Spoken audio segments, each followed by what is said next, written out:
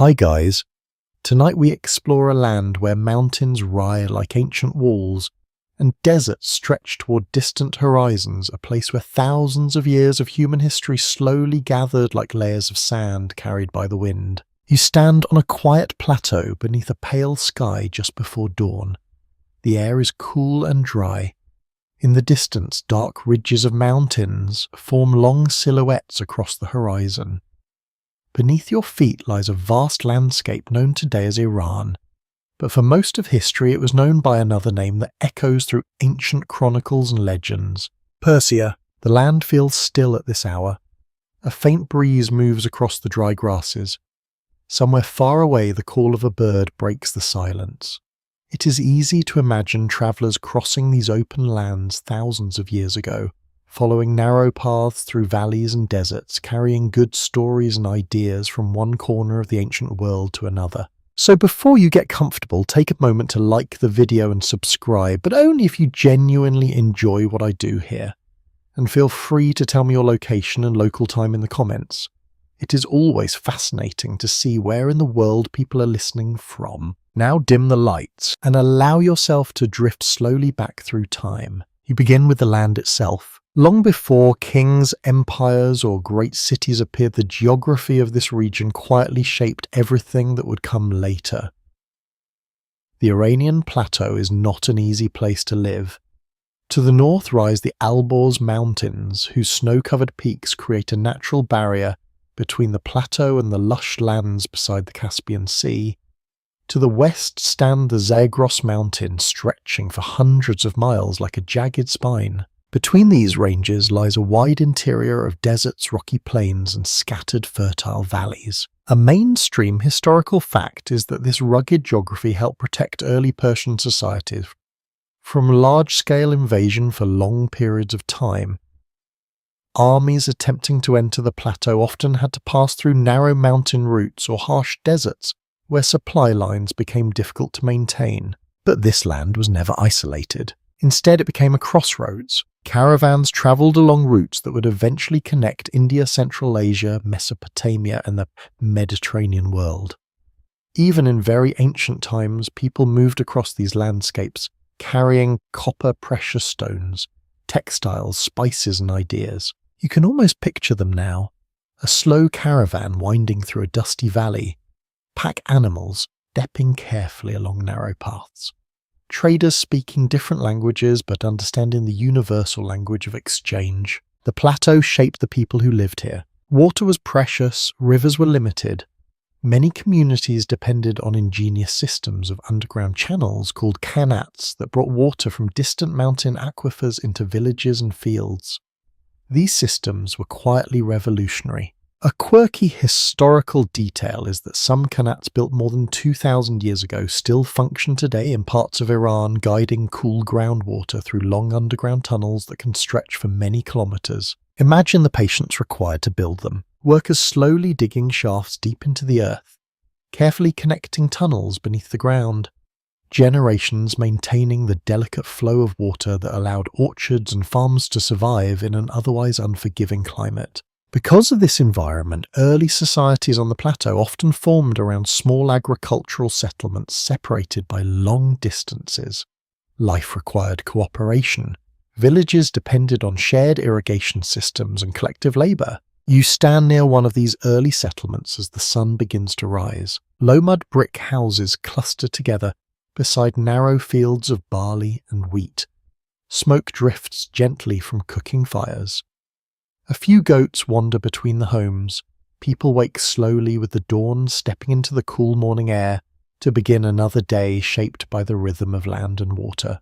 Archaeologists have uncovered traces of such communities stretching back thousands of years. Sites like Tepesi Sialk and Chogha-Zambil reveal that organized societies existed on the Iranian plateau long before the rise of the famous Persian empires.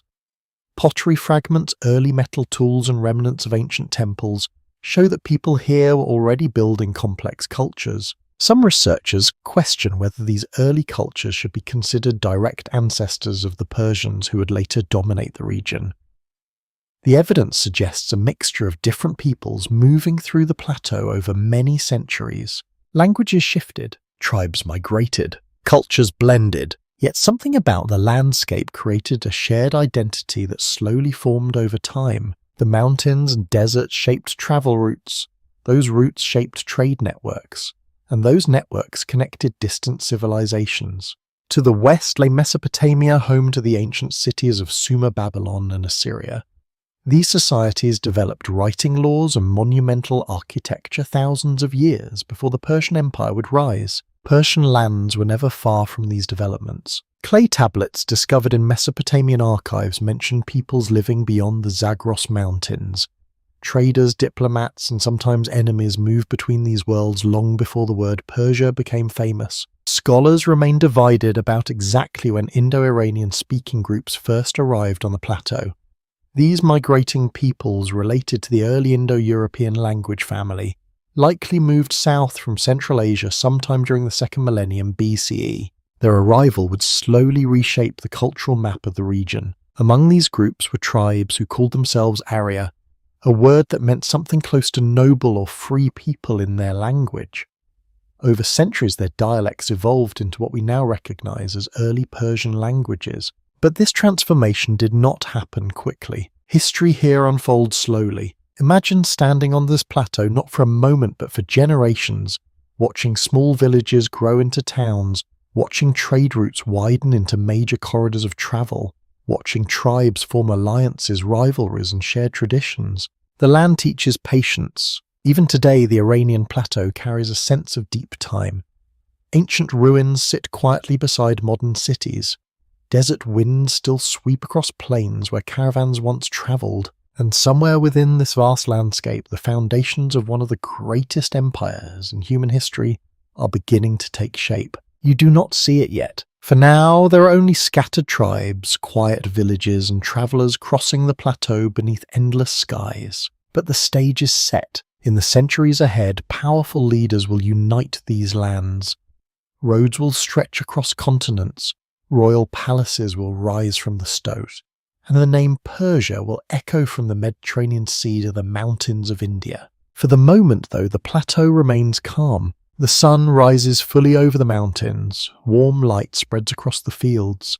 Farmers step into their orchards, traders prepare their animals for the long road ahead, and you continue walking slowly through this ancient landscape, unaware that you are standing at the very beginning of a story that will eventually lead to the modern nation called Iran. The journey has only just begun. Morning light now spreads gently across the plateau as you continue your slow journey through time.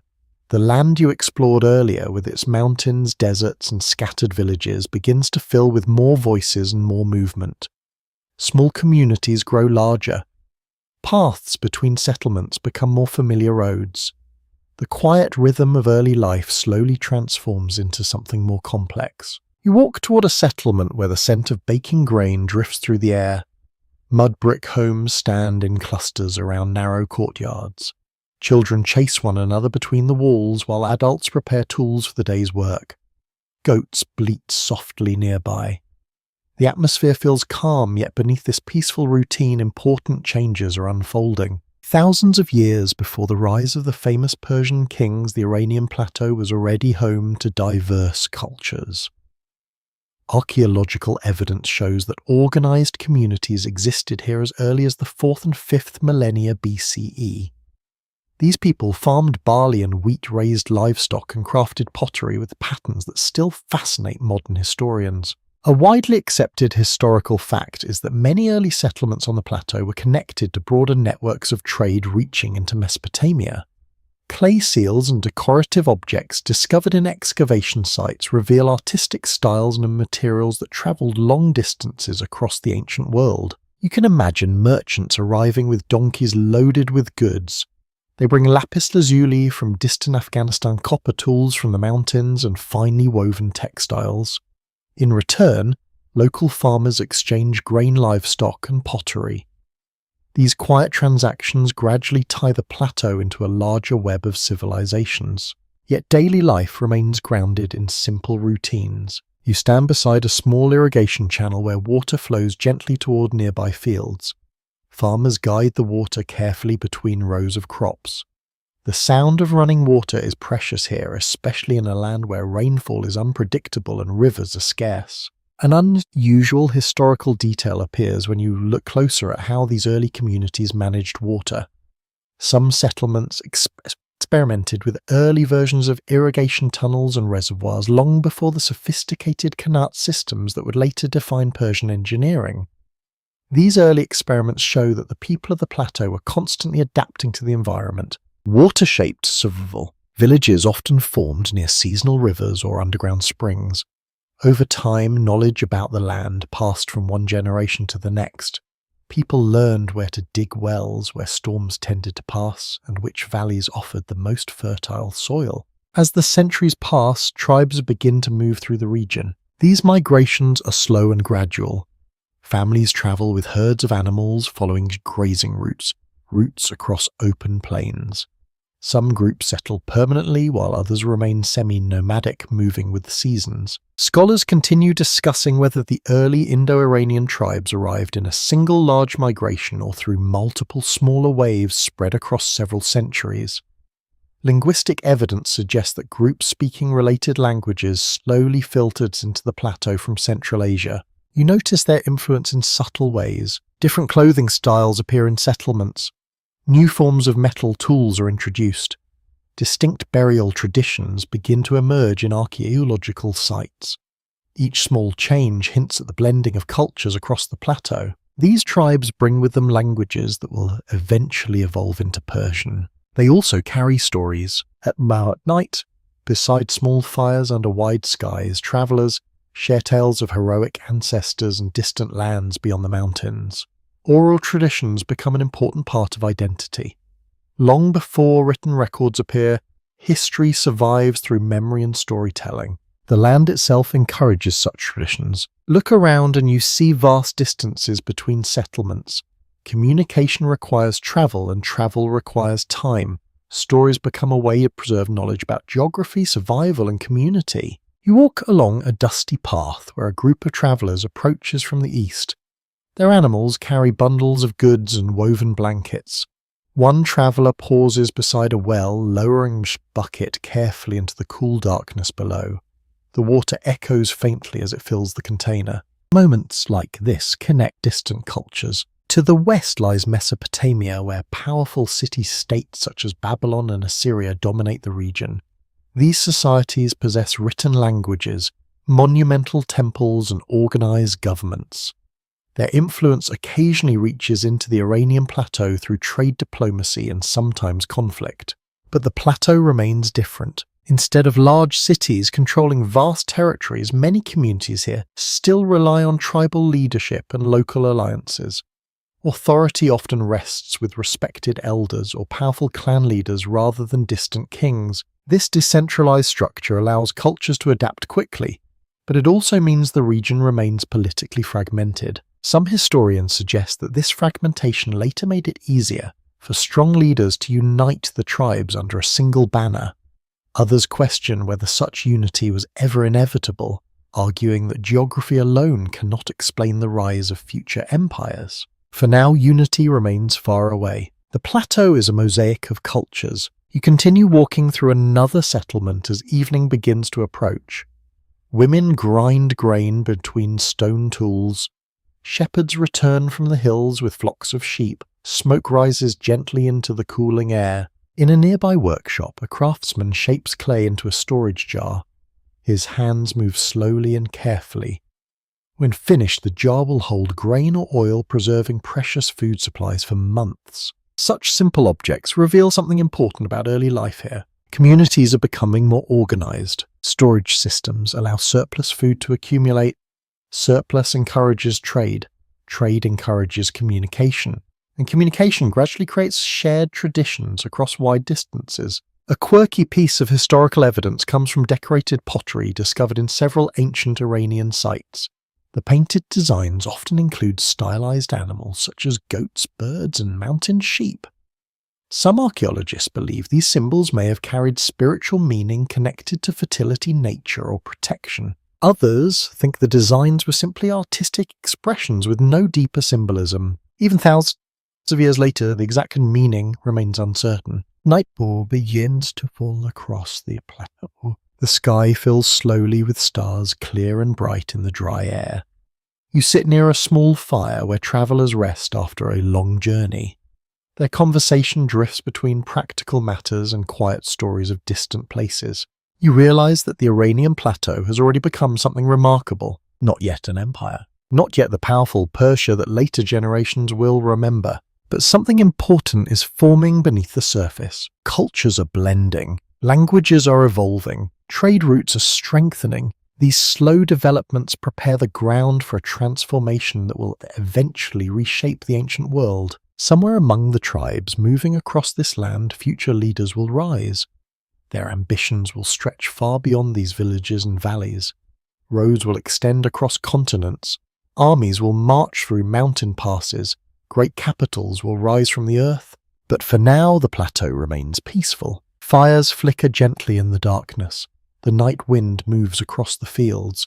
Travellers sleep beneath the open sky, unaware that the land around them is quietly preparing for one of history's greatest empires. And you continue walking through the night, following the long road that will one day lead to Persia. Morning returns once again to the wide Iranian plateau. A pale golden light spreads slowly across the valleys, touching the slopes of the Zagros Mountains and the distant plains beyond. You continue your journey forward through time, and the quiet tribal world you saw earlier begins to change. The scattered villages and migrating tribes of earlier centuries are no longer entirely separate. Alliances have formed, rivalries have deepened. New leaders and leaders emerge among the many peoples living across this rugged land. You walk along a dusty path where mounted riders pass swiftly, their cloaks moving in the cool morning wind. These riders belong to tribes that historians would later identify as early Persians and Medes. Their ancestors arrived generations earlier, from the north and east, gradually settling across the plateau. A mainstream historical fact is that by the 7th century BCE, two important Iranian groups had become especially influential in this region. The Medes controlled territories in the northwest, while the Persians occupied lands further south in an area known as Persis, near the modern province of Fars. At this moment in history, however, the Persians are not yet rulers of a vast empire. They are one people among many organized into tribes led by local chiefs. You imagine a small Persian settlement nestled among gentle hills. Stone foundations support mud brick homes. Sheep graze nearby. Farmers move slowly through fields of barley under the growing warmth of the sun. Life still revolves around land and seasons, but something new is beginning to stir among the Persian tribes. Their leaders belong to a royal family that later historians would call the Achaemenid dynasty. The name itself comes from a distant ancestor known as Achaemenes, though historians remain uncertain about how much of his story is legend. Some researchers question whether Achaemenes was a real historical figure or a symbolic ancestor created later to strengthen royal legitimacy. Ancient inscriptions mention the name, but the details remain unclear. What is certain is that one descendant of this lineage will soon change the course of history. His name is Cyrus. Before you meet him, however, the political world of the region grows tense. To the west, powerful kingdoms dominate Mesopotamia. The Assyrian Empire once ruled with great force across the Near East, but by the late 7th century BCE, its power collapsed after internal revolts and foreign attacks. In its place, new states compete for influence. The Medes expand their territory across the Iranian plateau. Babylon rises again in Mesopotamia. Smaller kingdoms attempt to survive between these stronger powers. The Persians remain under Median authority during this period. You arrive at a small, fortified town where Persian warriors gather in a courtyard. Their clothing is simple but practical. Loose trousers allow them to ride easily on horseback.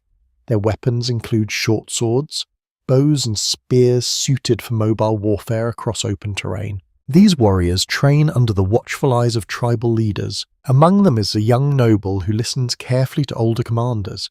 His posture is calm, his gaze steady.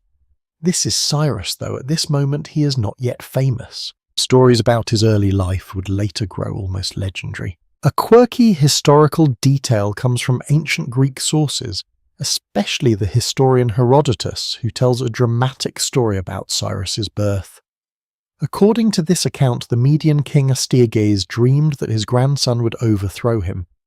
Fearing this prophecy, the king supposedly ordered the infant Cyrus to be killed. In the story, the child survives after a shepherd secretly raises him in the mountains. Modern historians treat this tale cautiously. Scholars remain divided about whether the story reflects real events, symbolic mythology, or political propaganda created later to enhance Cyrus's reputation. Regardless of how he spent his childhood, Cyrus eventually becomes the leader of the Persian tribes. You stand beside a gathering of warriors as tribal elders debate their future. Persian chiefs speak quietly around a fire. Their voices carry determination mixed with caution. Persia is still technically a vassal kingdom under Median rule, but Cyrus believes the time has come for change. The Iranian plateau has always produced skilled horsemen and resilient fighters. Cyrus understands that the Persians possess strengths that their rivals underestimate. He begins forming alliances among different tribes. He strengthens military organization. He inspires loyalty not only through force but through a reputation for fairness and leadership. Historians widely agree that around 550 BCE Cyrus leads a rebellion against the Median king Astyages. The conflict unfolds across the plateau as armies maneuver through mountain passes and open plains. You imagine the tension of those days. Messengers ride quickly between settlements. Tribal leaders must decide which side to support. The outcome will determine the political future of the region. In the end, the Median army itself turns against Astyages. According to historical accounts, parts of his own forces defect to Cyrus during the decisive confrontation. The Median capital of Ecbatana falls into Persian hands, and suddenly the balance of power shifts. Cyrus does not destroy the Median kingdom, instead he absorbs it. This decision proves crucial. Rather than ruling through fear alone, Cyrus incorporates Median nobles into his administration. He respects existing traditions and allows many local leaders to maintain their authority. This approach becomes one of his greatest strengths. Instead of ruling a single tribe, Cyrus begins building something much larger. You stand at the edge of Ecbatana as the city adjusts to its new ruler. Markets reopen, soldiers patrol the streets. Persian and Median nobles meet in quiet discussions about the future. For the first time, the Persians control a kingdom large enough to influence the wider world. But Cyrus is not finished. His ambitions extend far beyond the Iranian plateau. To the west lies the wealthy kingdom of Lydia, famous for its gold and prosperous cities. Beyond Lydia are the Greek cities along the coast of Anatolia. Farther still are the ancient lands of Babylon. The quiet tribal world you saw earlier is now transforming into something extraordinary. Armies will soon march across vast distances. Roads will connect distant provinces. Royal decrees will travel across continents. The empire that historians will later call the Achaemenid Empire is beginning to take shape. You walk through the Persian camp as night falls. Fires flicker among rows of tents. Soldiers rest beside their shields and spears. Horses shift quietly in the darkness. Above them stretches a sky filled with dust storms. Few of these warriors fully understand what lies ahead, but you sense it already. From these tribal beginnings will rise one of the greatest empires the world has ever known, and its architect stands quietly among his people, Cyrus of Persia. The years move forward and the quiet tribal kingdom you saw forming under Cyrus begins to expand far beyond the mountains and valleys of the Iranian plateau. What began as a rebellion against Median rule now grows into something unprecedented in the ancient world. You travel westward across rolling hills toward a land filled with wealth and opportunity. The kingdom of Lydia lies ahead, famous across the ancient world for its gold-rich rivers and prosperous cities. Merchants here trade precious metals, fine textiles, and crafted goods that travel far beyond Anatolia. The city of Sardis stands at the heart of this kingdom. Its stone walls rise above the surrounding countryside, and markets bustle with traders from many lands. Lydia's ruler, King Croesus, is widely known as one of the richest men of the ancient world. A widely recognized historical fact is that Croesus believed his kingdom was strong enough to resist the growing power of Persia. Confident in his alliances and wealth, he chose to confront Cyrus rather than accept Persian expansion. You imagine the tension building as armies prepare for conflict. Persian riders move across the plains with disciplined precision. Their clothing and weapons remain practical and suited for mobility. Horses carry archers capable of striking from a distance before quickly retreating.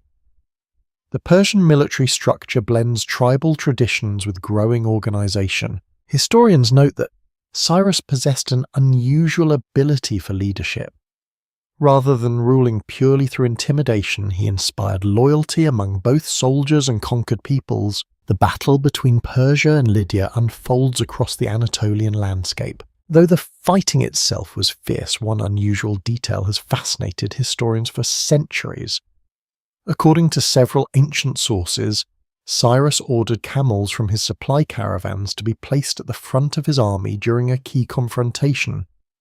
The unfamiliar smell and appearance of the animals reportedly frightened the Lydian cavalry horses, disrupting their formations. Some historians believe this tactic may indeed have occurred, while others question whether the story was later exaggerated by writers seeking dramatic details. What is clear is that Cyrus eventually defeated Croesus. The wealthy city of Sardis fell under Persian control, but once again Cyrus chose a strategy that would shape the future of his empire. Instead of destroying Lydia, he allowed much of its administrative structure to remain intact.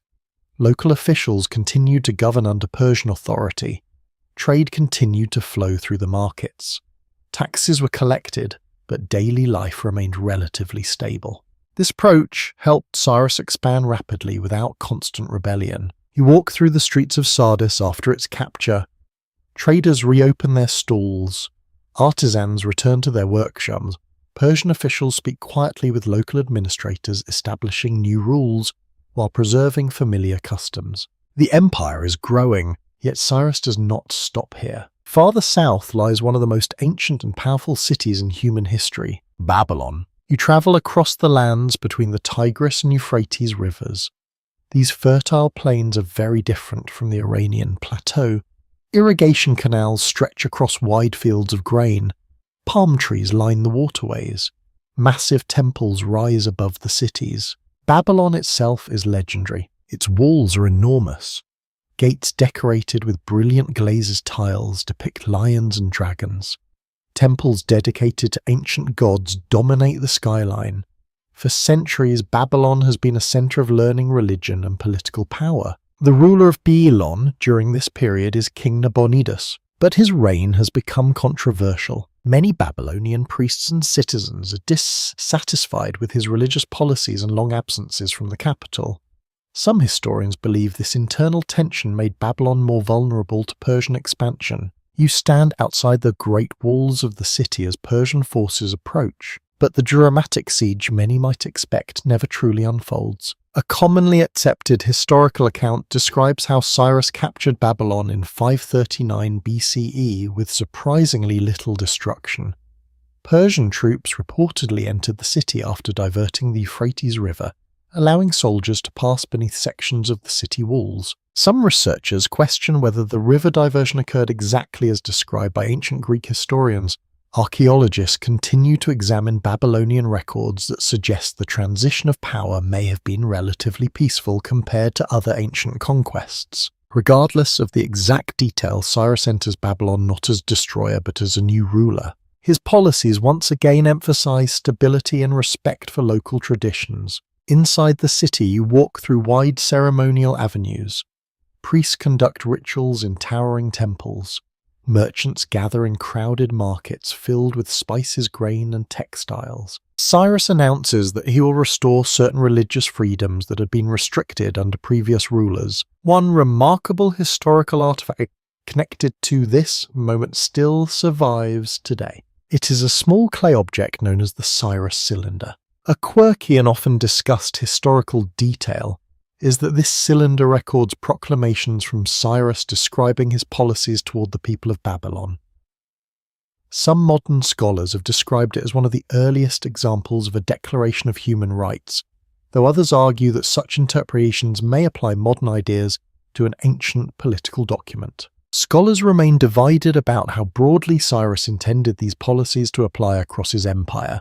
What is certain is that his approach helped stabilize newly conquered territories. As the Persian Empire expands, it begins to stretch across an astonishing distance. From the Iranian plateau to Mesopotamia, from Anatolia to the borders of Egypt. Cyrus now rules lands inhabited by many different cultures and languages. You stand at the center of this expanding world. Caravans travel across newly secured routes. Royal messengers carry orders between distant provinces. Local leaders pledge loyalty to the Persian king while maintaining many of their traditions. The empire Cyrus is building is not simply a collection of conquered lands, it is becoming a system. A network of territories connected by administration, communication, and shared stability. Yet the story of Persia is still only beginning. Beyond the lands Cyrus has conquered lie even more distant territories.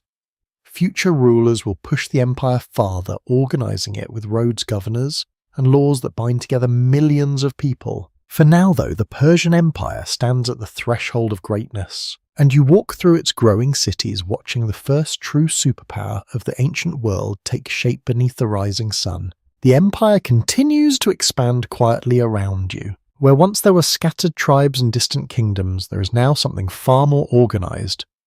Roads stretch across deserts and valleys.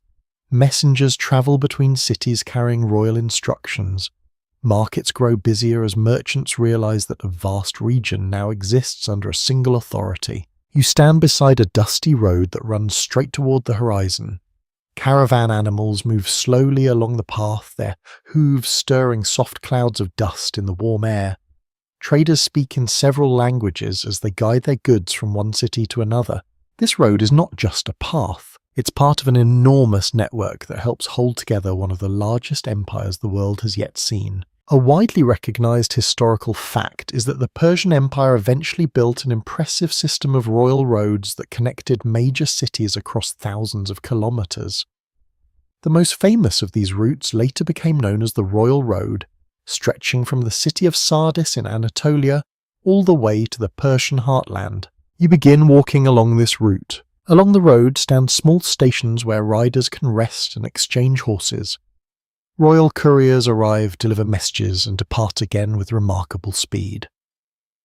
Ancient historians later wrote that these couriers could travel astonishing distances in a short time, because fresh horses waited at each station. One Greek historian famously admired the efficiency of this system. He described how neither snow nor rain nor darkness could prevent the royal messengers from completing their journeys.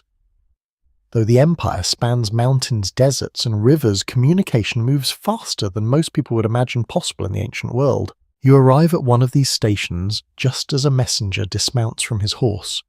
Dust covers his cloak after a long ride. An attendant quickly brings water and prepares another horse. Within minutes, the courier is riding away again, carrying orders from the king. The road itself becomes a symbol of Persian power. It connects distant provinces that once had little contact with one another. Trade flourishes along these routes.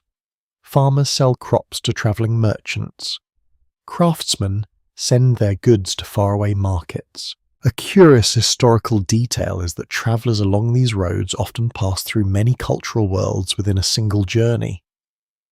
A merchant leaving the Persian heartland might hear Persian spoken in one town, Aramaic in another, Greek in a coastal city, and Egyptian farther south.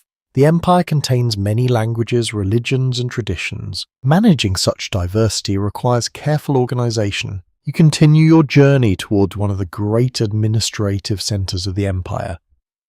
The city rises slowly from the landscape, surrounded by walls and busy with activity. Officials move through the streets carrying tablets and scrolls. Tax collectors gather information about harvests and trade.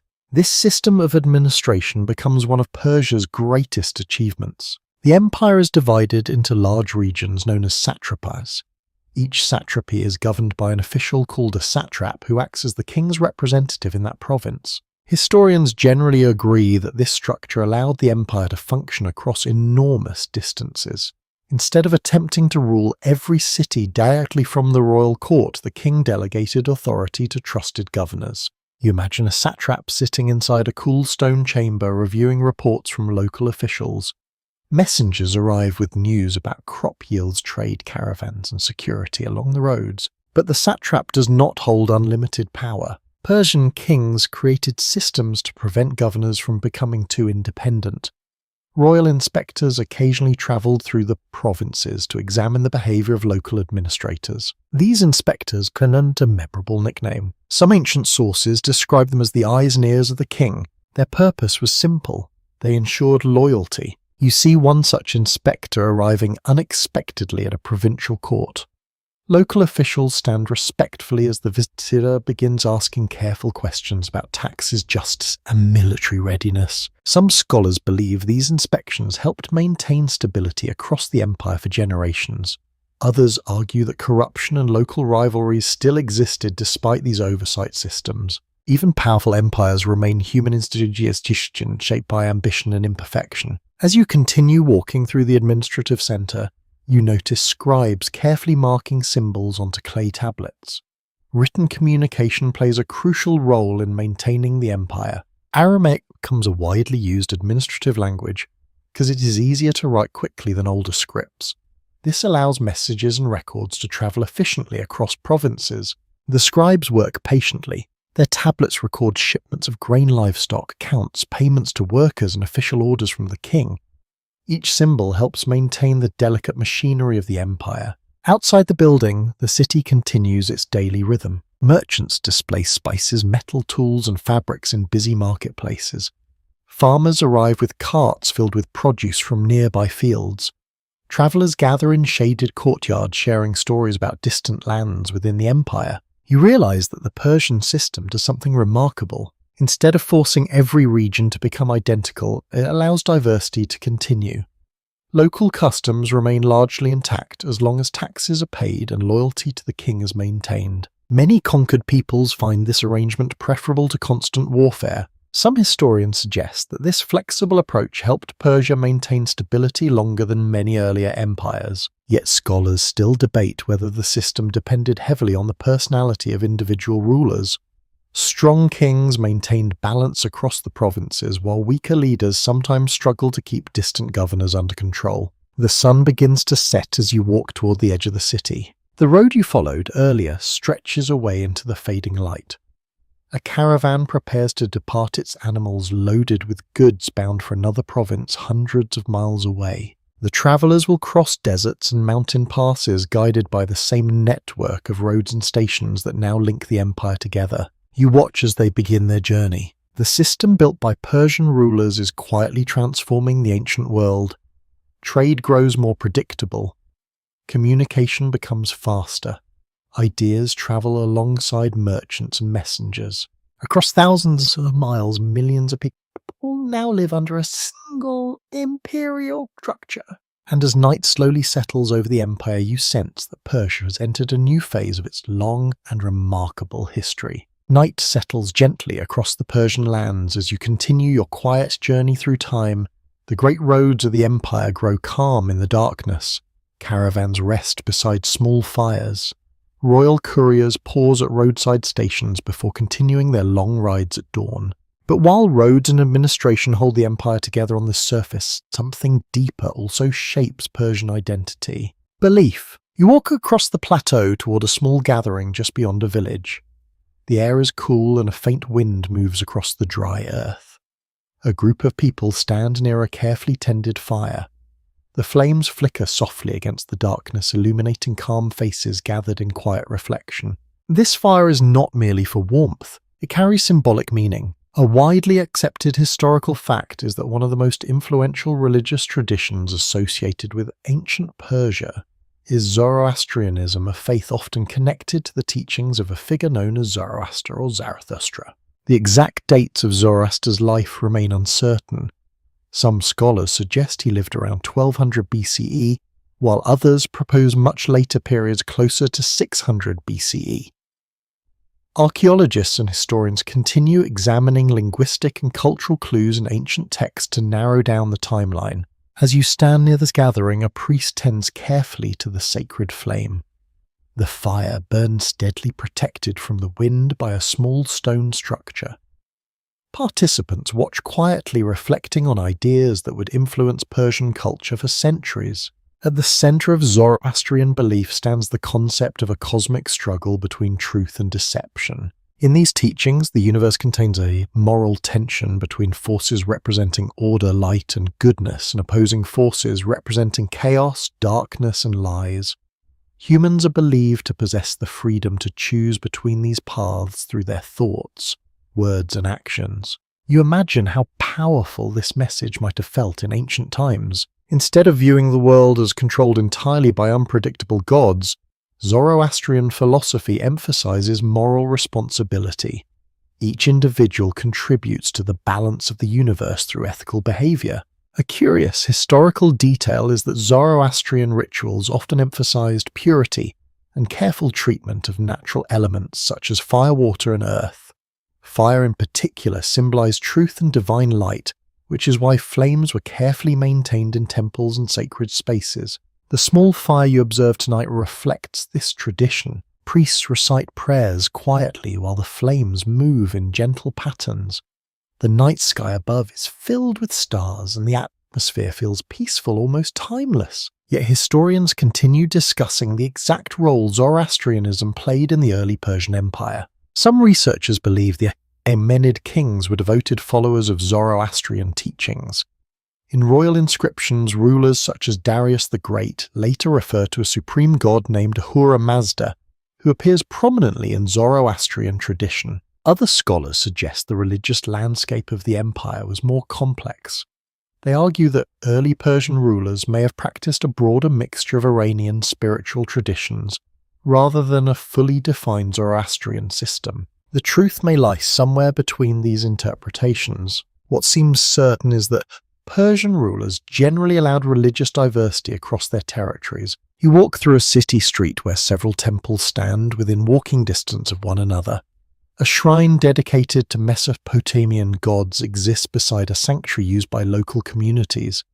Farther down the street, a small structure contains a sacred fire tended by Persian priests. Instead of forcing conquered populations to abandon their beliefs, Persian rulers often permitted traditional religions to continue. This policy helped maintain stability throughout the empire. It also created a cultural environment where ideas moved freely between different traditions. You pass a group of scholars, seated in a shaded courtyard.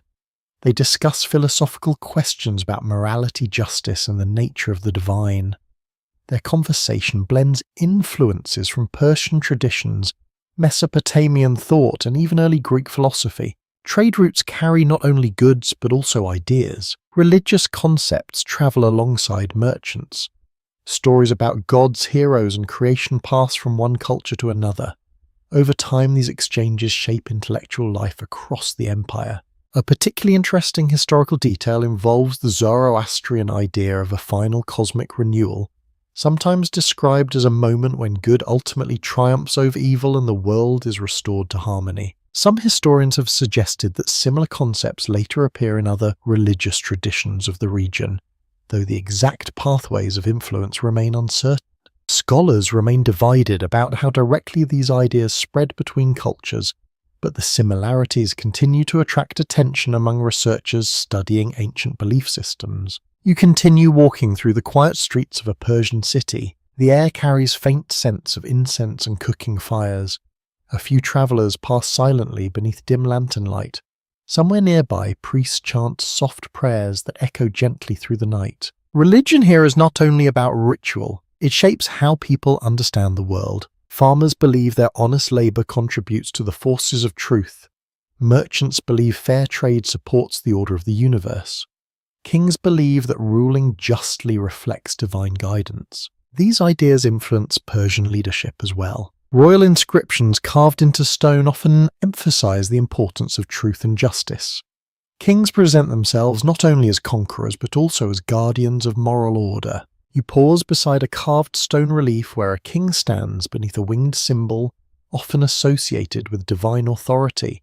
The image reminds viewers that earthly rule is connected to a higher cosmic order. Yet even here, historians continue asking questions. Some researchers debate whether the symbolism represented a fully developed religious doctrine or a broader expression of royal legitimacy. Ancient evidence leaves room for interpretation. Still, the presence of these beliefs adds another layer to the Persian world you're exploring. The empire is not held together only by roads, armies, and administrators. It's also shaped by shared ideas about truth, responsibility, and the nature of the universe. As the night grows deeper, the sacred fire you saw earlier continues to burn steadily. The flames move gently, reflecting off the faces of those gathered nearby. Their quiet prayers drift upward into the star-filled sky. And you sense that these beliefs will continue influencing Persian culture long after the empire itself begins to change. Dawn returns slowly over the Persian Empire. You stand on a hillside overlooking one of the royal capitals where the early sunlight begins to illuminate wide courtyards, stone terraces, and carefully built halls.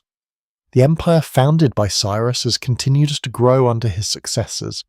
Its territories stretch across lands that once belonged to many different kingdoms. For a time, Persia appears almost unstoppable. New rulers expand the empire even farther.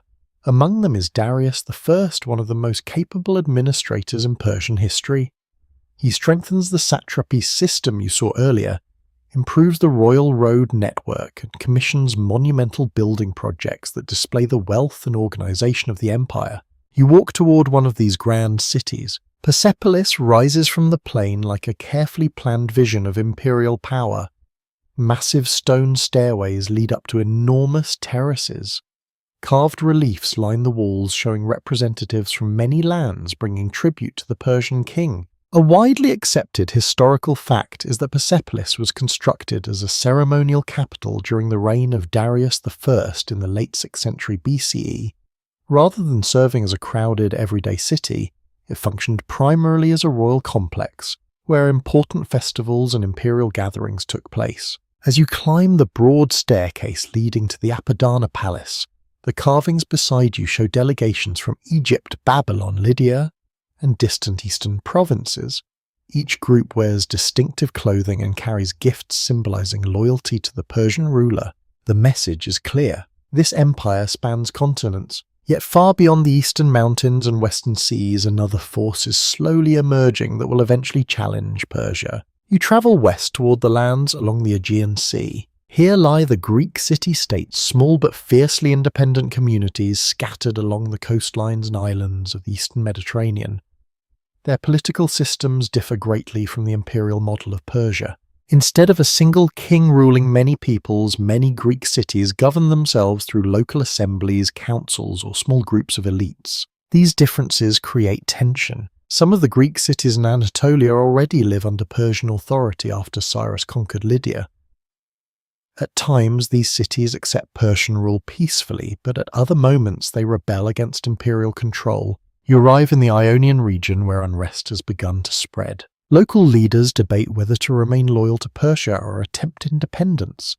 Merchants worry about trade disruptions.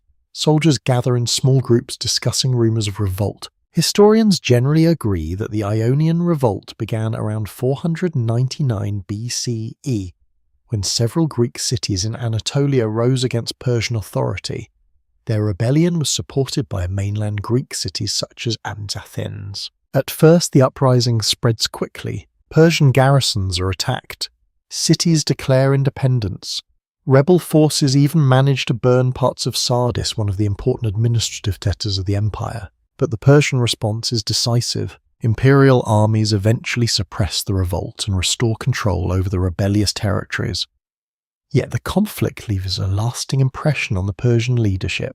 Some scholars believe the destruction of Sardis convinced Persian rulers that the Greek mainland cities must be punished for their involvement. Others suggest the large issue was strategic. Persian leaders wanted to secure the western frontier of the empire and prevent future uprisings among coastal cities. Whatever the motivations, Persia soon begins preparing for a larger confrontation. You stand beside a Persian military camp where soldiers train beneath the bright Mediterranean sun. Archers practice their aim while cavalry units maneuver across open ground. Among the officers' discussions revolve around a campaign that will soon carry Persian forces across the sea toward mainland Greece. The invasion is ambitious. Ships must be prepared, supplies gathered, soldiers organized from across the empire. The scale of the operation reflects the enormous resources Persia commands. Yet some historians remain divided about how seriously Persian leaders viewed the Greek states as long-term threats. Compared with the vast lands already under Persian rule, the Greek world remained relatively small. Still, the decision to invade has been safe. You watch as fleets begin assembling along the coast. Rows of ships line the harbours, their sails folded, while crews prepare for departure. The Persian Empire appears confident, but the events will soon unfold in ways that few participants could fully predict. A quirky historical detail often mentioned by historians involves the Persian army's diverse composition. Soldiers come from many different regions of the empire, each bringing their own equipment and fighting styles. Some carry bows made from layered wood and horn, while others wield long spears or curved swords. Ancient observers later described the Persian army as a vast mosaic of cultures marching together under imperial command. As the ships finally depart across the sea, you sense the uncertainty surrounding this expedition. The Persians believe they are dealing with a relatively minor group of rebellious city-states. Yet the conflict that follows will become one of the most famous confrontations in ancient history. Scholars continue debating the deeper consequences of these wars. Some argue that the Greek victories helped preserve the political independence that later shaped Western political thought. Others point out that the Persian Empire remained enormously powerful, long after these conflicts continuing to influence the region for generations. For now, however, you simply watch the Persian fleet disappear beyond the horizon. Back in the imperial heartland, life continues as usual. Roads remain busy with merchants, royal courts conduct administrative affairs, sacred fires burn quietly in temples across the plateau. But far away on the western frontier, events are unfolding that will echo through history, and somewhere in the distance another conqueror is growing up. His name will be Alexander. For the moment, he's still a child in the kingdom of Macedon, far beyond the Persian frontier. But in the centuries ahead, his path will eventually cross with the empire you have been exploring. And when it does, the story of Persia will change forever. Time continues to move quietly forward as you follow the long arc of Persian history. The empire you have been walking through still stretches across vast lands, but the western frontier remains restless. Beyond the mountains and seas, the Greek world continues to resist Persian influence. Battles have been fought, campaigns have come and gone, Persian rulers maintain control over much of Anatolia. Yet the independent Greek cities remain difficult to subdue completely. Years pass. Kings rule from magnificent palaces. Royal roads continue carrying messages across thousands of kilometers. Markets thrive under the stability of imperial administration, yet history rarely remains still. Far to the northwest, in the kingdom of Macedon, a new figure begins to rise. You imagine a young prince studying warfare politics and philosophy. His tutor is the famous Greek thinker Aristotle, who teaches him about science ethics and the cultures of distant lands. The prince listens carefully, but his ambitions reach far beyond the classroom. His name is Alexander. A widely accepted historical fact is that Alexander III of Macedon became king in 336 BCE after the assassination of his father Philip II. Though still young, he quickly demonstrated remarkable military skill and determination. Within a few years, Alexander united many Greek states under his leadership and began planning an invasion of the Persian Empire. You stand beside the shores of the Hellespont, where the narrow waterway separates Europe from Asia.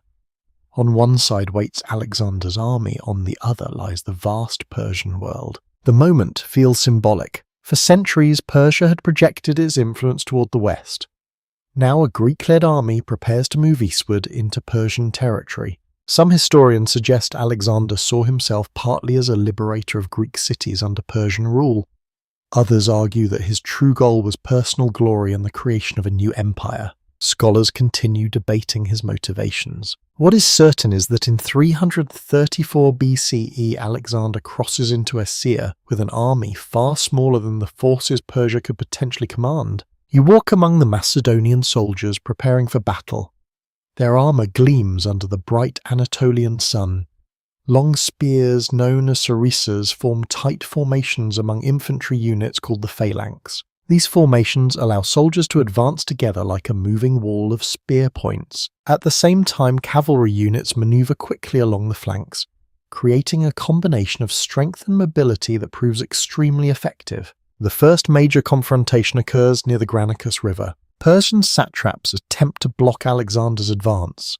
Their forces include cavalry and Greek mercenaries hired to strengthen the defense. The battle unfolds along the riverbank. Water splashes beneath charging horses. Arrows streak through the air. Soldiers struggle for footing along the muddy banks as both armies collide. Alexander personally leads a cavalry charge across the river, breaking through Persian defences. Though the Persians possess greater numbers across the empire, their forces in this early stage of the campaign are not fully concentrated. Alexander uses speed and surprise to gain the advantage. After the battle, many cities along the western coast of Anatolia surrender to him. You walk through one of these cities shortly after the Macedonian army arrives.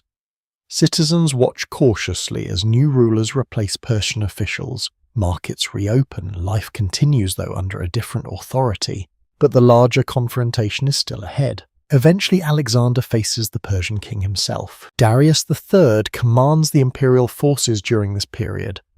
Determined to defend the empire, he gathers a massive army drawn from many provinces. The two armies meet near the narrow plains of Issus in 333 BCE. You stand on a hillside overlooking the battlefield. Dust rises from thousands of marching feet. Persian chariots move across the field. Macedonian infantry holds formation as cavalry prepares for another charge. The battle becomes chaotic. Despite the size of the Persian army, the terrain limits its abilities to deploy fully. Alexander identifies a weak point in the Persian line and leads a direct attack toward the centre where King Darius stands. When Darius withdraws from the field, confusion spreads among Persian troops. A quirky historical detail recorded in several ancient accounts describes how the Persian royal camp contained immense luxury. After the battle, Alexander reportedly encountered royal tents filled with fine furniture, elaborate textiles, and even musicians who had accompanied the king. Some historians believe these descriptions were exaggerated by later writers to highlight the contrast between Macedonian austerity and Persian wealth. Nevertheless, the battle at Issus marks a major turning point. Alexander continues pushing deeper into the empire. Cities that once paid tribute to Persian kings now face a new conqueror. Some resist, others open their gates hoping to avoid destruction. Yet the Persian Empire does not collapse immediately. Scholars remain divided about why such a vast and powerful empire struggled to stop Alexander's advance. Some argue that internal divisions weakened coordination among Persian commanders. Others believe Alexander's tactical innovation simply outmatched the defensive strategies of the time. Perhaps the truth involves many factors. What you see clearly is that the balance of power across the ancient world is shifting. You walk through the streets of a once Persian-controlled city now filled with Macedonian soldiers.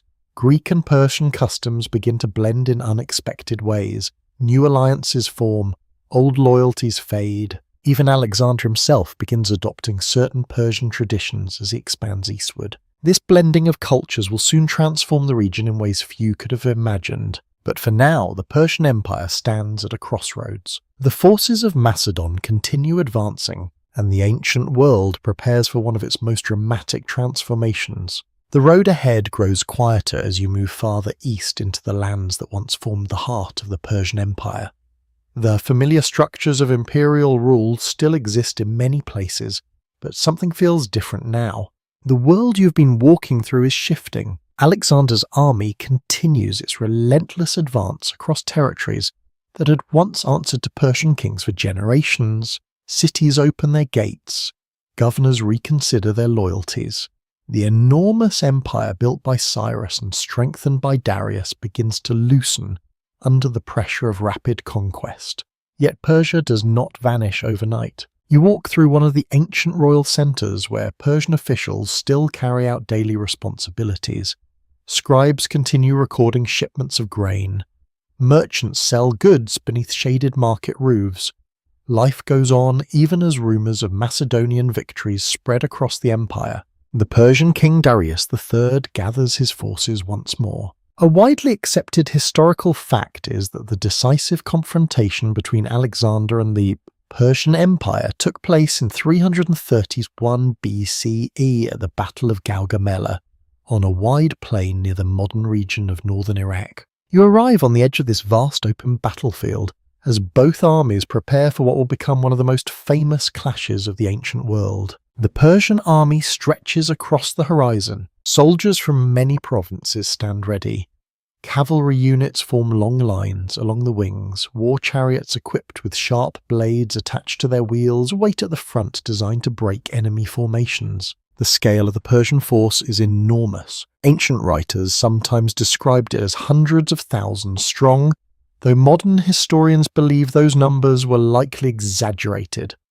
Scholars continue debating the exact size of the armies involved, as ancient sources often use dramatic figures to emphasize the importance of the battle. Across the plain stands Alexander's army, far smaller but highly disciplined. The Macedonian phalanx holds its formation, long spears angled forward like a forest of iron points. Cavalry units remain ready to move quickly where needed. You sense the tension building across the battlefield. Dust drifts slowly across the plain. Horses stamp their hooves in the dry soil. Commanders shout final instructions as soldiers prepare themselves for the coming clash. When the battle begins, the Persian chariots charge first. Their wheels slice across the ground as they rush toward the Macedonian lines. Yet the phalanx soldiers open small gaps in their formation, allowing the chariots to pass through before attacking the drivers from behind. The strategy reduces the impact of the terrifying machines. Meanwhile, Alexander begins maneuvering his cavalry toward a weak point in the Persian line. His movements are careful and calculated, drawing parts of the Persian army away from the center. When the moment comes, he leads a powerful charge directly toward King Darius. As you watch from this hillside, the battlefield becomes a storm of movement. Cavalry riders collide in bursts of speed. Infantry units push against one another in disciplined lines. Arrows arc through the air beneath the bright sky. Then something crucial happens. Darius turns his chariot away from the advancing Macedonian charge. Ancient accounts describe this moment as the turning point of this battle. When the king withdrew, confusion spread rapidly among the Persian troops. Without clear leadership at the center, the enormous army began to lose coordination. A curious historical detail often mentioned by historians is that the battlefield at Gaugamela had been carefully prepared by Persian engineers before the battle. They reportedly cleared the terrain of obstacles so that chariots could move more easily across the open ground. Despite this preparation, the battle still favored Alexander's tactics. Once the Persian lines began to collapse, Macedonian forces pressed their advantage. Darius fled eastward, hoping to regroup and continue resistance.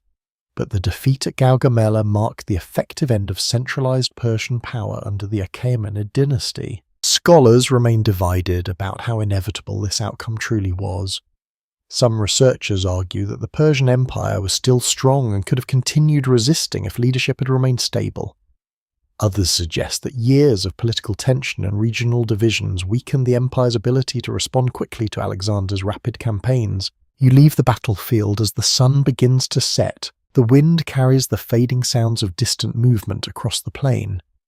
Soldiers gather survivors, tend to the wounded, and begin preparing for the next stage of the campaign. For Alexander, the victory at Gaugamela opens the path to the great Persian capitals. You travel south toward Babylon once more. When Alexander enters the city, he does not destroy it. Instead, he presents himself as the new ruler of the lands that had once belonged to Persian kings. Temples continue their rituals, markets remain open.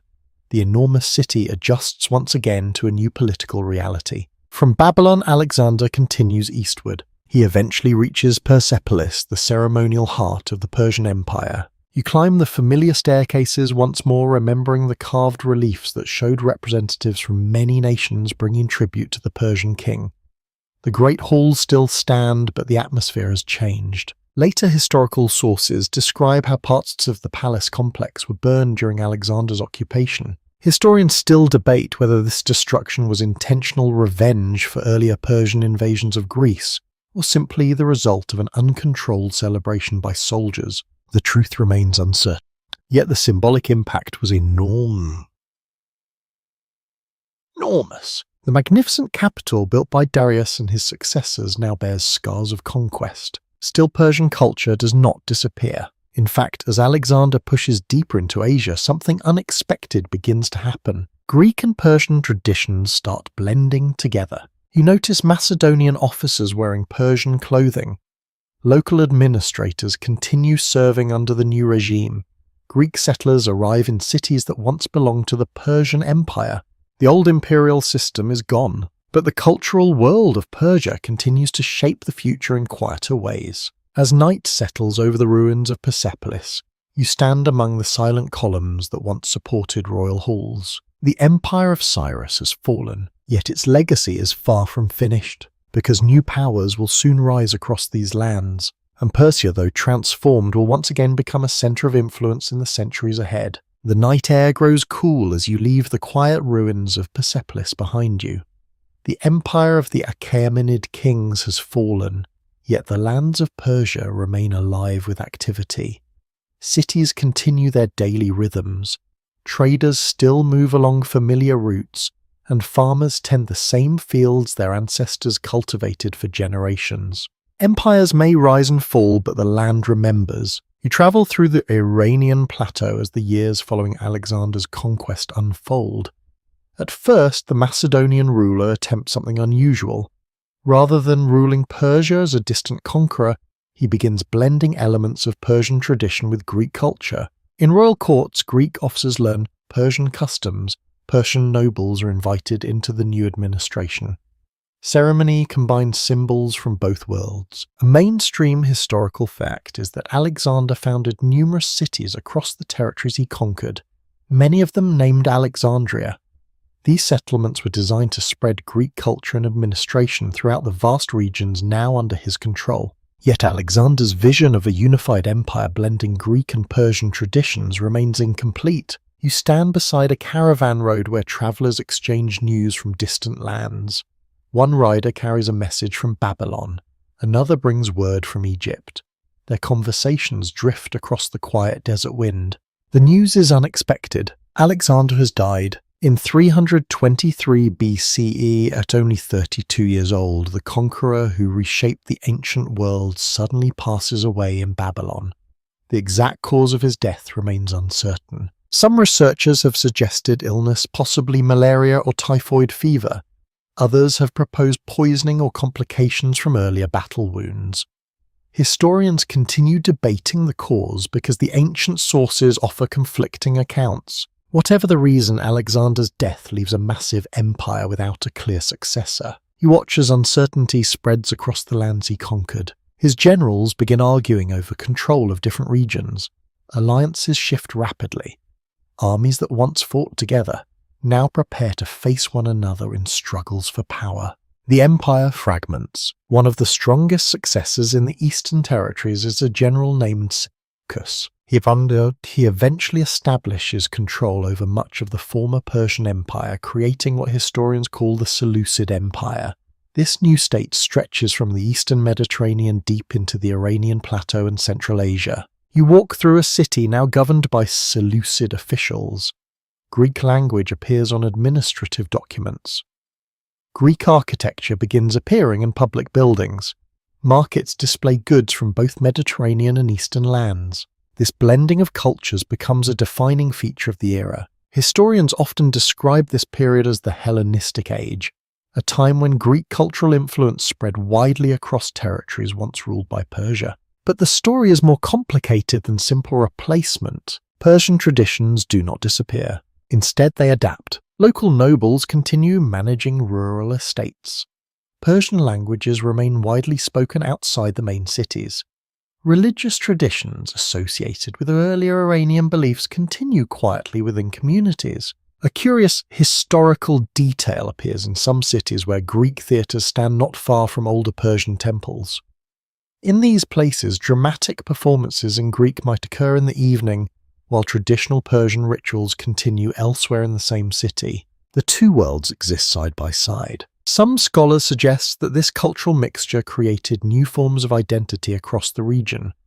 Greek settlers adopted aspects of local customs, while Persian elites learned Greek language and philosophy. Others argue that the blending was limited mainly to urban centres, while much of the countryside remained culturally Persian. Archaeologists continue examining evidence from settlements across the plateau to better understand how deeply Hellenistic culture influenced everyday life. You walk through a library courtyard where scholars debate ideas under the shade of stone columns. One group studies Greek philosophy discussing the teachings of Aristotle and Plato. Nearby, another group preserves older Iranian traditions through poetry and oral storytelling. Knowledge moves across cultures. Trade routes grow even busier during this period. Merchants travel between Mediterranean ports, Persian cities and distant lands in Central Asia. New goods appear in the markets, including spices from India and silk from the Far East. These exchanges quietly reshape the economy of the region, but political stability remains fragile. The Seleucid rulers struggle to maintain control over such vast territories. Rebellions occur in distant provinces. Rival generals challenge the authority of the central government. Over time, the eastern parts of the empire become increasingly difficult to manage. You travel eastward again across the plateau where new forces are beginning to gather strength. Nomadic groups move along the borders of the empire. Their warriors are skilled horsemen accustomed to life across wide steppes and deserts. Among these groups are tribes that will eventually form a powerful new kingdom. Historians generally agree that the Parthians, originally a nomadic Iranian people, begin expanding their influence during this period. Their leaders slowly carve out territories within lands once ruled by the Seleucid Empire. At first, their power seems modest. Small frontier regions change hands. Local governors shift allegiance. Yet the Parthians possess an advantage that becomes increasingly important. Mobility. Their cavalry moves swiftly across the open landscapes of Iran and Central Asia. Mounted archers strike quickly and disappear before a larger army can respond. The Seleucid rulers, already struggling with conflicts in other parts of their empire, find it difficult to maintain firm control over these eastern territories. You stand on a windswept plain where Parthian riders practice their famous skill. They gallop across the land while turning their bodies backward to shoot arrows at pursuing enemies. This maneuver will later become known as the Parthian shot. A quirky historical detail is that this technique became so well known in the ancient world that even centuries later the phrase remained associated with sudden unexpected attacks delivered while retreating. As the sun begins to set across the plateau, you realize that Persia is entering another transformation. The empire of Cyrus may have fallen. The Macedonian conqueror who replaced it is gone. Yet the land itself continues producing new powers. And somewhere among the riders moving across the fading light, the next Persian Empire is quietly beginning to rise. Morning spreads slowly across the Iranian plateau once again. A cool breeze moves across the open land, carrying the quiet sounds of horses and distant movement.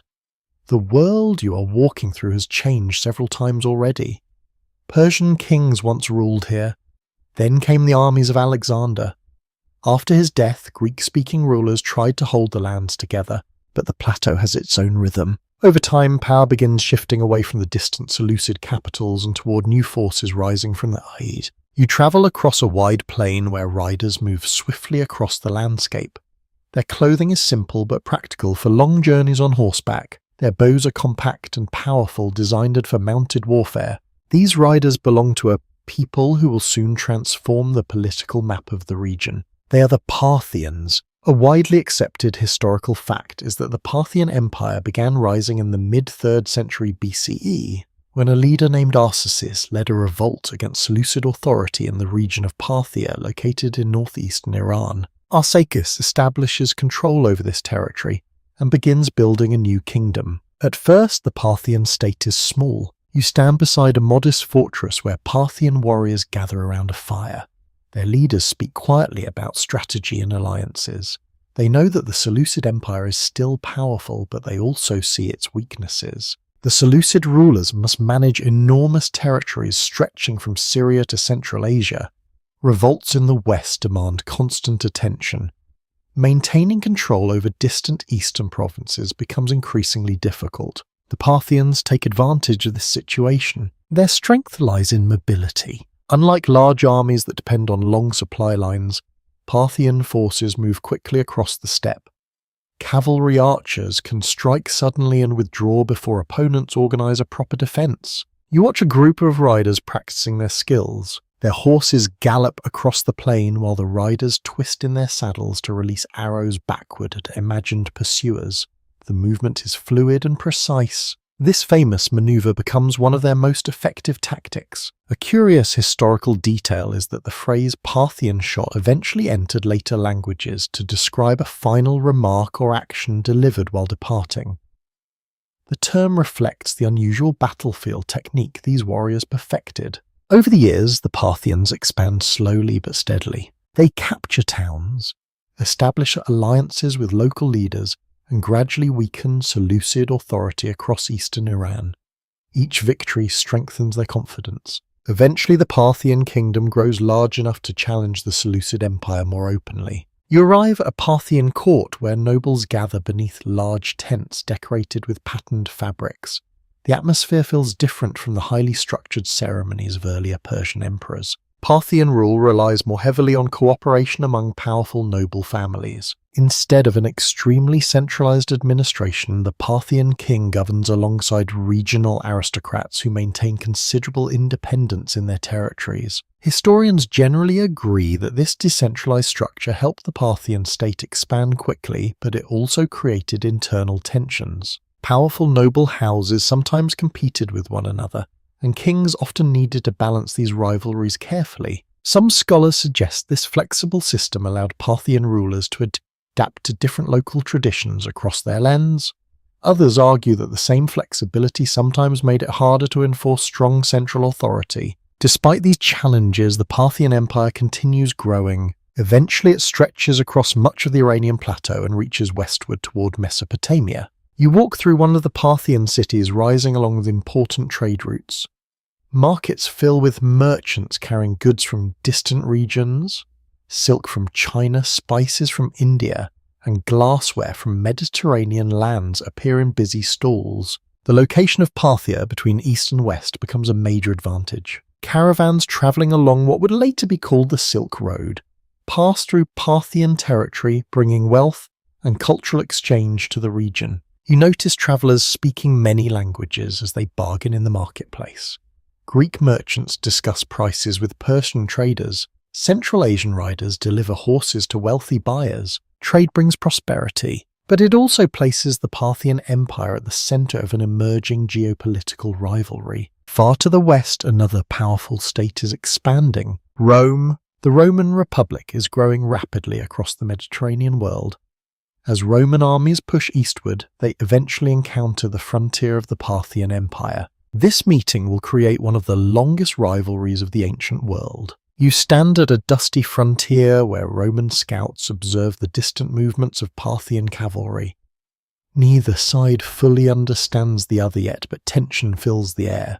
A mainstream historical ficus is that one of the earliest major confrontations between Rome and Parthia occurred in 53 BCE at the Battle of Carrhae. During this battle, Roman forces led by the general Crassus marched deep into Parthian territory, expecting a quick victory. Instead, they encountered Parthian cavalry archers who used mobility and long-range attacks to devastating effect. Roman infantry formations struggled against the constant rain of arrows. Ancient accounts describe Parthian horse archers circling the Roman legions while armoured cavalry units delivered powerful charges at key moments. The result was one of Rome's most humiliating defeats. Scholars continue debating the precise details of the battle because ancient sources sometimes conflict, but most agree that the Parthian victory demonstrated the effectiveness of their cavalry-based warfare. You walk across the quiet battlefield years later. The desert wind moves softly across the sand where armies once clashed. For the Parthians, the victory confirms their status as a major power. For Rome, the defeat becomes a lasting reminder that the eastern frontier cannot be conquered easily. For centuries afterward, the two empires will confront each other across shifting borders in Mesopotamia. Cities will change hands, diplomats will negotiate uneasy truces, armies will prepare for campaigns that stretch across deserts and rivers. As evening settles over the plateau once again, you realise that Persia has entered yet another phase of its long story. The older Achaemenid kings, the Macedonian conquerors have faded into history. Now a new Iranian empire stands between the great civilizations of East and West, and the story of Persia continues to unfold beneath the same wide skies you have been walking beneath since the beginning. The wind moves softly across the wide plains as you continue your journey through the lands once known as Persia. The Parthian Empire now stretches across much of the Iranian plateau and into Mesopotamia. Its rulers govern from cities that connect distant regions through trade and diplomacy. Yet this world remains balanced between powerful neighbours. To the west stands Rome, whose armies continue expanding across the Mediterranean. To the east lie the routes leading towards Central Asia and India. Persia sits between them, acting as both a bridge and a barrier. You travel along one of the caravan roads that cross Parthian territory. The road feels familiar in some ways. Centuries earlier, similar routes connected the provinces of the Achaemenid Empire. Now traders once again move through these lands, carrying goods and stories across continents. Camels step steadily across the dusty path, their bells ringing softly in the warm air. Merchants guide the animals toward a distant oasis town where markets will soon open. A widely accepted historical fact is that the Parthian Empire played an important role in the early development of long-distance trade networks linking East and West. Caravans travelling between China, Central Asia and the Mediterranean often pass through Parthian-controlled lands. Though the famous term Silk Road would only appear much later, the exchange of silk spices, precious metals and ideas had already begun shaping this interconnected world. You arrive at a busy trading settlement where merchants gather beneath shaded awnings. Bolts of fabric hang from wooden frames. Small piles of gemstones sparkle in the sunlight. A trader carefully unrolls a piece of fine silk that has travelled thousands of miles from the east. Travellers speak several languages at once. Greek words mix with Persian dialects. Central Asian traders bargain through gestures and shared numbers. Cultural exchange becomes part of everyday life. A curious historical detail is that Chinese records from the Han Dynasty describe distant western lands that historians believe were connected to the Parthian Empire. These texts mention merchants travelling across vast deserts and mountains to reach markets far beyond China's borders. Some historians suggest that Parthian intermediaries controlled much of the silk trade during this period, acting as middlemen between Eastern producers and Western buyers. Scholars continue discussing how direct contact between Rome and China may have been limited, partly because Parthian traders benefited from managing the routes between them. You walk through the settlement as evening approaches. Inside a courtyard, musicians play gentle melodies while the travellers share stories from distant lands. A Roman merchant describes the crowded ports of the Mediterranean. A Central Asian rider speaks about the high mountain passes far to the east. The Parthian world sits at the centre of these journeys, yet politics remains complex. The Parthian system of rule relies heavily on cooperation between the king and powerful noble families. These aristocratic houses control large territories and command their own military forces. Historians generally agree that this structure created a balance of power that could be both useful and dangerous. On one hand, the support of strong nobles allowed the empire to mobilize cavalry quickly during times of war. On the other hand, rivalries among these families sometimes weakened central authority. You enter a Parthian court where nobles gather around the king. Their clothing reflects wealth and regional traditions. Some wear long robes embroidered with intricate designs. Others carry curved swords at their belts. The atmosphere feels less rigid than the ceremonies of earlier Persian dynasties. Conversations flow freely as advisors discuss matters of diplomacy, taxation, and defense. Outside the palace walls, soldiers train on horseback. Parthian military strength remains centered on cavalry units, particularly mounted archers and heavily armored cataphracts. The cataphracts ride powerful horses protected by armor, while the riders themselves wear metal plates covering much of their bodies. A quirky historical detail often noted by historians is that both horse and rider in cataphract units could be heavily armoured, creating a formidable shock force during charges. When combined with the mobility of horse archers, this cavalry system makes Parthian armies difficult for traditional infantry forces to defeat. Rome learns this lesson repeatedly. Along the western frontier, Roman and Parthian forces occasionally clash over control of Mesopotamian cities such as Nisibis and Ctesiphon. These confrontations rarely produce permanent victories for either side. Instead, the frontier shifts slowly over time. Some scholars suggest that both empires eventually recognize the difficulty of conquering the other completely. Diplomatic negotiations and temporary treaties often follow periods of warfare. You travel along the banks of the Tigris River where one of the Parthian capitals stands. Ctesiphon rises across the water from the older city of Seleucia. Together, these cities form one of the largest urban centers in the region. Markets overflow with goods arriving from every direction. Perfumes from Arabia, glass from Syria, spices from India, and silk from distant China fill the crowded streets. Despite its wealth, the Parthian Empire faces challenges. Historians remain divided about how stable the empire truly was during its later centuries. Some evidence suggests internal conflicts among noble families weakened royal authority. Other scholars believe the empire remained resilient, able to maintain power for nearly 500 years despite external pressures. As night begins to fall, you stand near the great archways of Ctesiphon. The massive structures cast long shadows across the quiet streets. In the distance, the sound of hooves echoes as riders pass through the gates carrying messages from frontier commanders. The world you are exploring has changed many times already. Empires have risen and fallen, yet the Iranian plateau continues producing new forms of power. Far to the south and west, new religious movements are beginning to spread across Arabia. In the centuries ahead, these developments will transform the entire region. But before that moment arrives, Persia will experience one more great imperial revival. Another dynasty will rise, and with it, the traditions of ancient Persian kingship will return in powerful new form. The morning sun rises slowly over the twin cities along the Tigris River. From the banks of the water you can see the busy streets of Ctesiphon waking to another day of trade and movement. Caravans arrive from the east carrying silk and spices. Boats drift along the river transporting grain and textiles. For centuries, the Parthian Empire has stood here between the great civilizations of the ancient world. It has resisted Roman expansion in the west while maintaining trade routes towards Central Asia and beyond. Yet as you continue walking through this world, you begin to sense a quiet change taking shape beneath the surface. The Parthian system of rule, which depended heavily on powerful noble families, slowly becomes more unstable.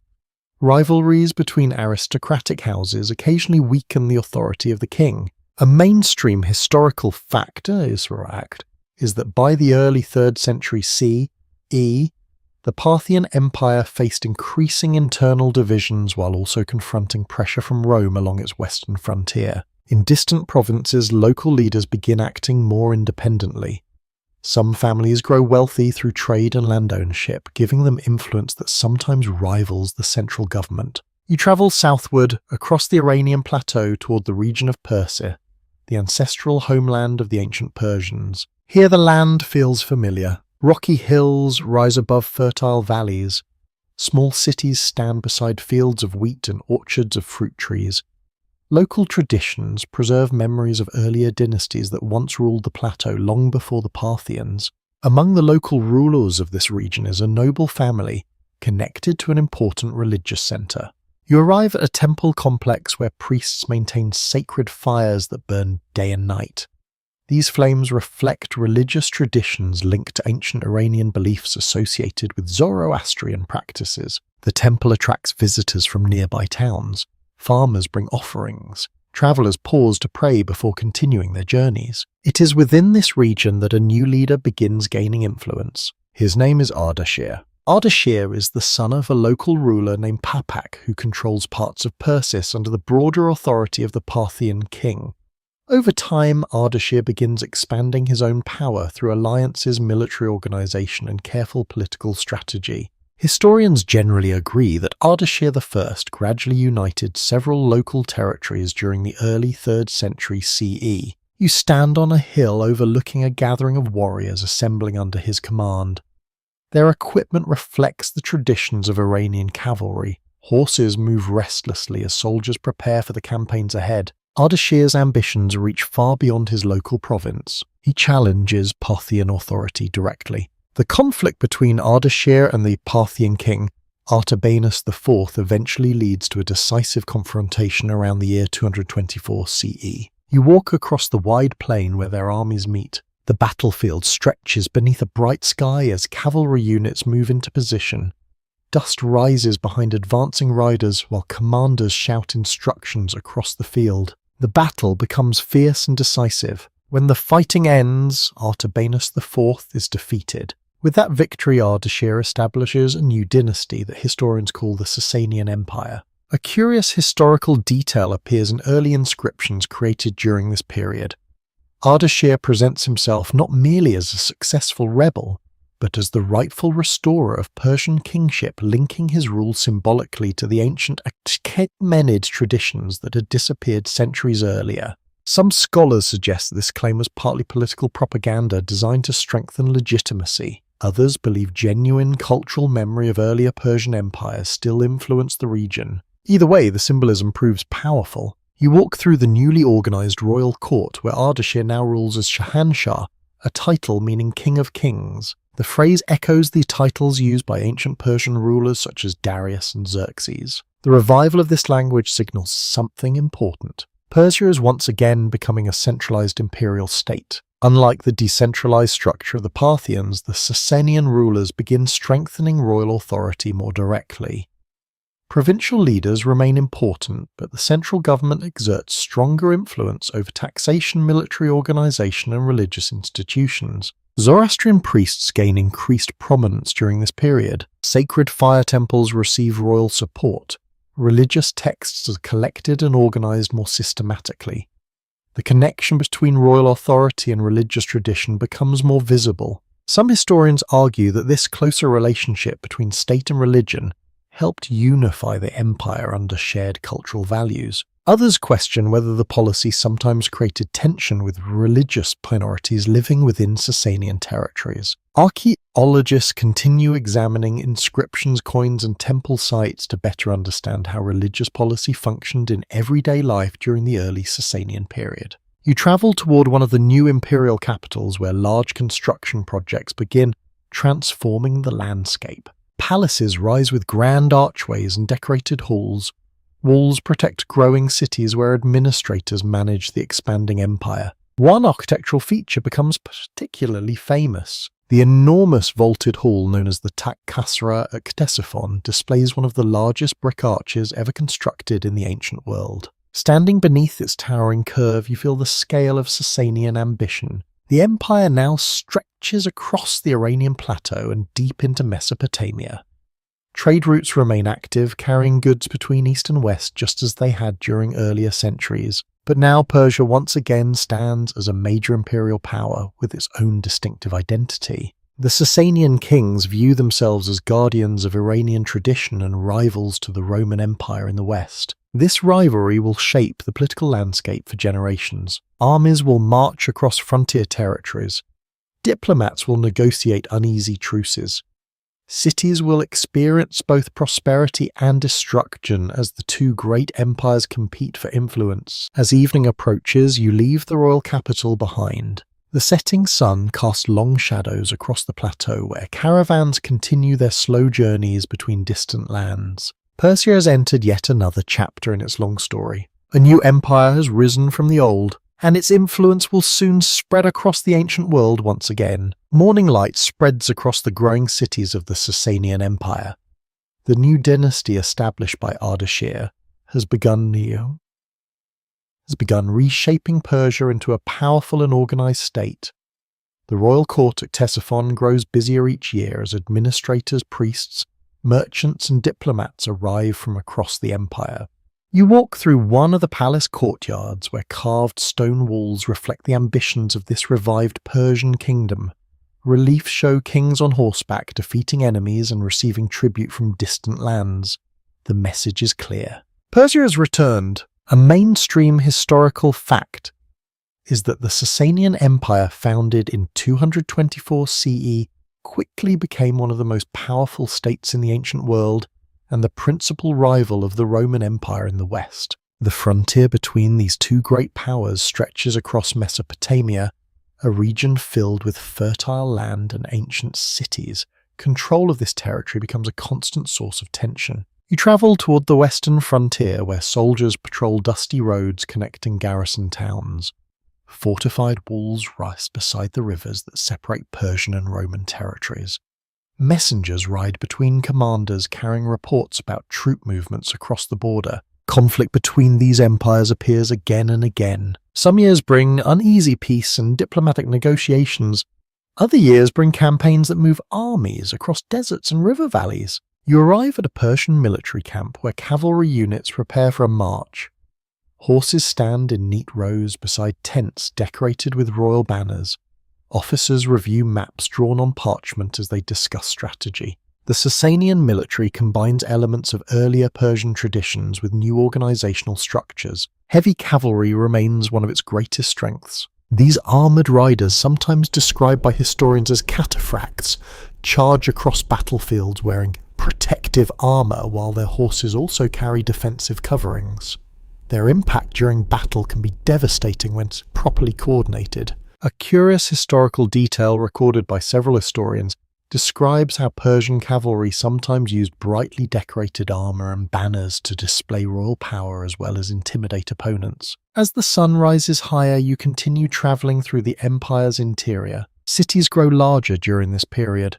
Workshops produce metal tools, textiles, and pottery that travel along trade routes connecting Persia to India, Central Asia, and the Mediterranean world. Markets bustle with activity. Merchants from Armenia negotiate with traders from Arabia. Silk merchants arrive from distant eastern regions carrying delicate fabrics that shimmer under the sunlight. The Sasanian Empire benefits greatly from its position between major trade networks. You walk through a busy market where spices, incense, and precious stones lie carefully arranged on wooden tables. The air carries a mixture of aromas as customers examine goods brought from lands thousands of kilometers away. Trade not only enriches the empire but also encourages the movement of ideas. Scholars gather in libraries and temples to study astronomy, medicine, and philosophy. Some texts originate from Greek traditions. Others reflect older Iranian knowledge passed down through generations. At a quiet scholarly centre, you observe scribes carefully copying manuscripts.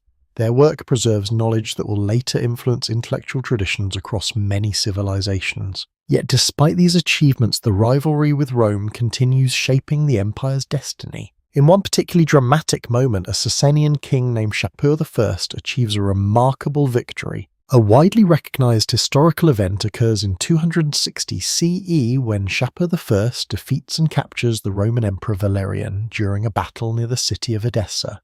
You stand near the remains of the battlefield years later, imagining the shock that spread across the Roman world when news of the captured emperor reached distant provinces. Roman emperors were rarely taken prisoner in such a dramatic way. Some ancient accounts claim that Shapur later displayed Valerian as a symbol of Persian triumph. Historians still debate the accuracy of certain details in these stories, as Roman and Persian sources sometimes portray events differently depending on their perspectives. Nevertheless, the victory demonstrates the strength of the Sasanian Empire during its early centuries. You travel deeper into Persian territory as evening approaches. Religious life continues playing an important role in the empire's identity. Zoroastrian priests oversee temples where sacred fires burn continuously. Rituals and ceremonies connect communities with spiritual traditions stretching back many generations. The relationship between religion and government becomes particularly strong during the Sasanian period. Kings often present themselves as defenders of the faith and protectors of cosmic order. Some historians believe this partnership between royal authority and religious institutions helped strengthen the empire's internal unity. Others suggest that the emphasis on official religion occasionally created tensions with communities practicing other faiths such as Christianity, Judaism, or local traditions. Scholars remain divided about how consistently religious tolerance was practiced across different periods of Sasanian rule. As night slowly approaches, you walk toward the edge of a Persian city where a fire temple glows softly in the darkness. Priests tend the flame, carefully feeding it with dry wood while reciting ancient prayers. The fire flickers against the stone walls, illuminating symbols that represent purity and divine light. The quiet ritual reflects a civilization deeply connected to its spiritual heritage. Outside the temple, travelers gather around small fires of their own, sharing stories of journeys across the empire. Some have come from the western frontier near Roman lands. Others arrive from distant regions toward India and Central Asia.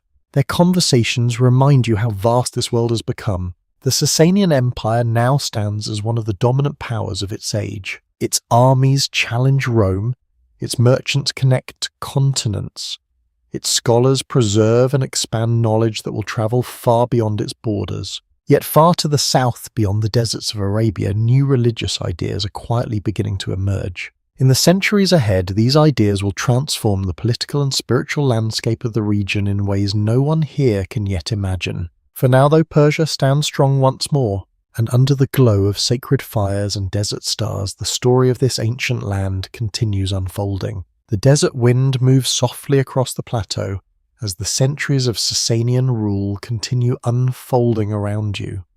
Persia stands strong once again. Its kings govern from Ctesiphon, its trade routes connect distant civilizations, and its armies remain powerful along the frontier with Rome. Yet history rarely stands still for long. You walk along the banks of the Euphrates River, where Persian soldiers patrol the borderlands between two great empires.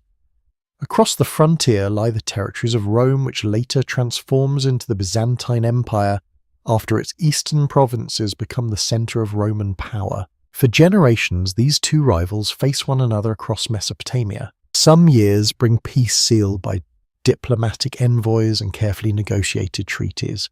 Other years bring long campaigns where armies cross rivers, siege cities, and contest control of the fertile lands between them. A widely accepted historical fact is that the wars between the Byzantine Empire and the Sasanian Empire lasted for centuries, creating one of the longest geopolitical rivalries of the ancient world. You walk through a Persian military camp where soldiers sharpen their weapons beside small cooking fires. Officers study maps showing rivers, mountain passes, and fortified towns scattered across the frontier. These campaigns are exhausting. Armies march through extreme heat during summer and freezing winds during winter.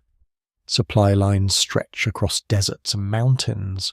Even powerful empires struggle to maintain such long conflicts. Yet the rivalry continues. You arrive at the royal court during the reign of one of the most famous Sasanian rulers, Khosrow the First, sometimes called Khosrow the Just. Historians generally agree that Khosrow I ruled during the 6th century and oversaw significant administrative and economic reforms within the empire. Inside the palace halls, advisors discuss taxation, military organization, and legal matters. The king listens carefully while scribes record the decisions that will guide the empire. Under his rule, efforts are made to strengthen the administrative structure of Persia. Taxes are reorganized to create more predictable revenue. Provincial governance becomes more systematic. Infrastructure improvements help support agriculture and trade. A curious historical detail often mentioned by historians is that Khosrow I showed interest in intellectual life and scholarship. Some historical sources describe how philosophers from the closing Academy of Athens found refuge within Persian lands after their institutions were restricted by Byzantine authorities. Scholars still debate how extensive this intellectual exchange truly was, but the story reflects the reputation of the Sasanian court as a place where knowledge from different traditions could circulate. You walk through a scholarly gathering where translators work carefully over manuscripts written in Greek, Syriac, and Persian. Philosophical ideas, medical knowledge, and scientific observations move between cultures through patient study and discussion.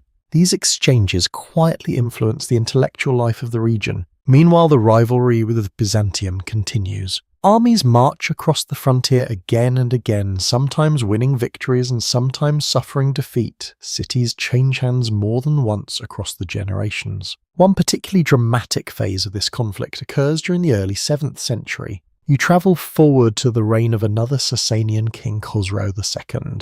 At first, his rule appears unstable, but eventually he launches a series of campaigns against the Byzantine Empire with remarkable success. Persian armies advance deep into Byzantine territory, They capture important cities including Jerusalem and Alexandria. For a moment it seems as if the Sasanian Empire might achieve dominance across the eastern Mediterranean. You walk through a captured city where Persian banners hang from the walls.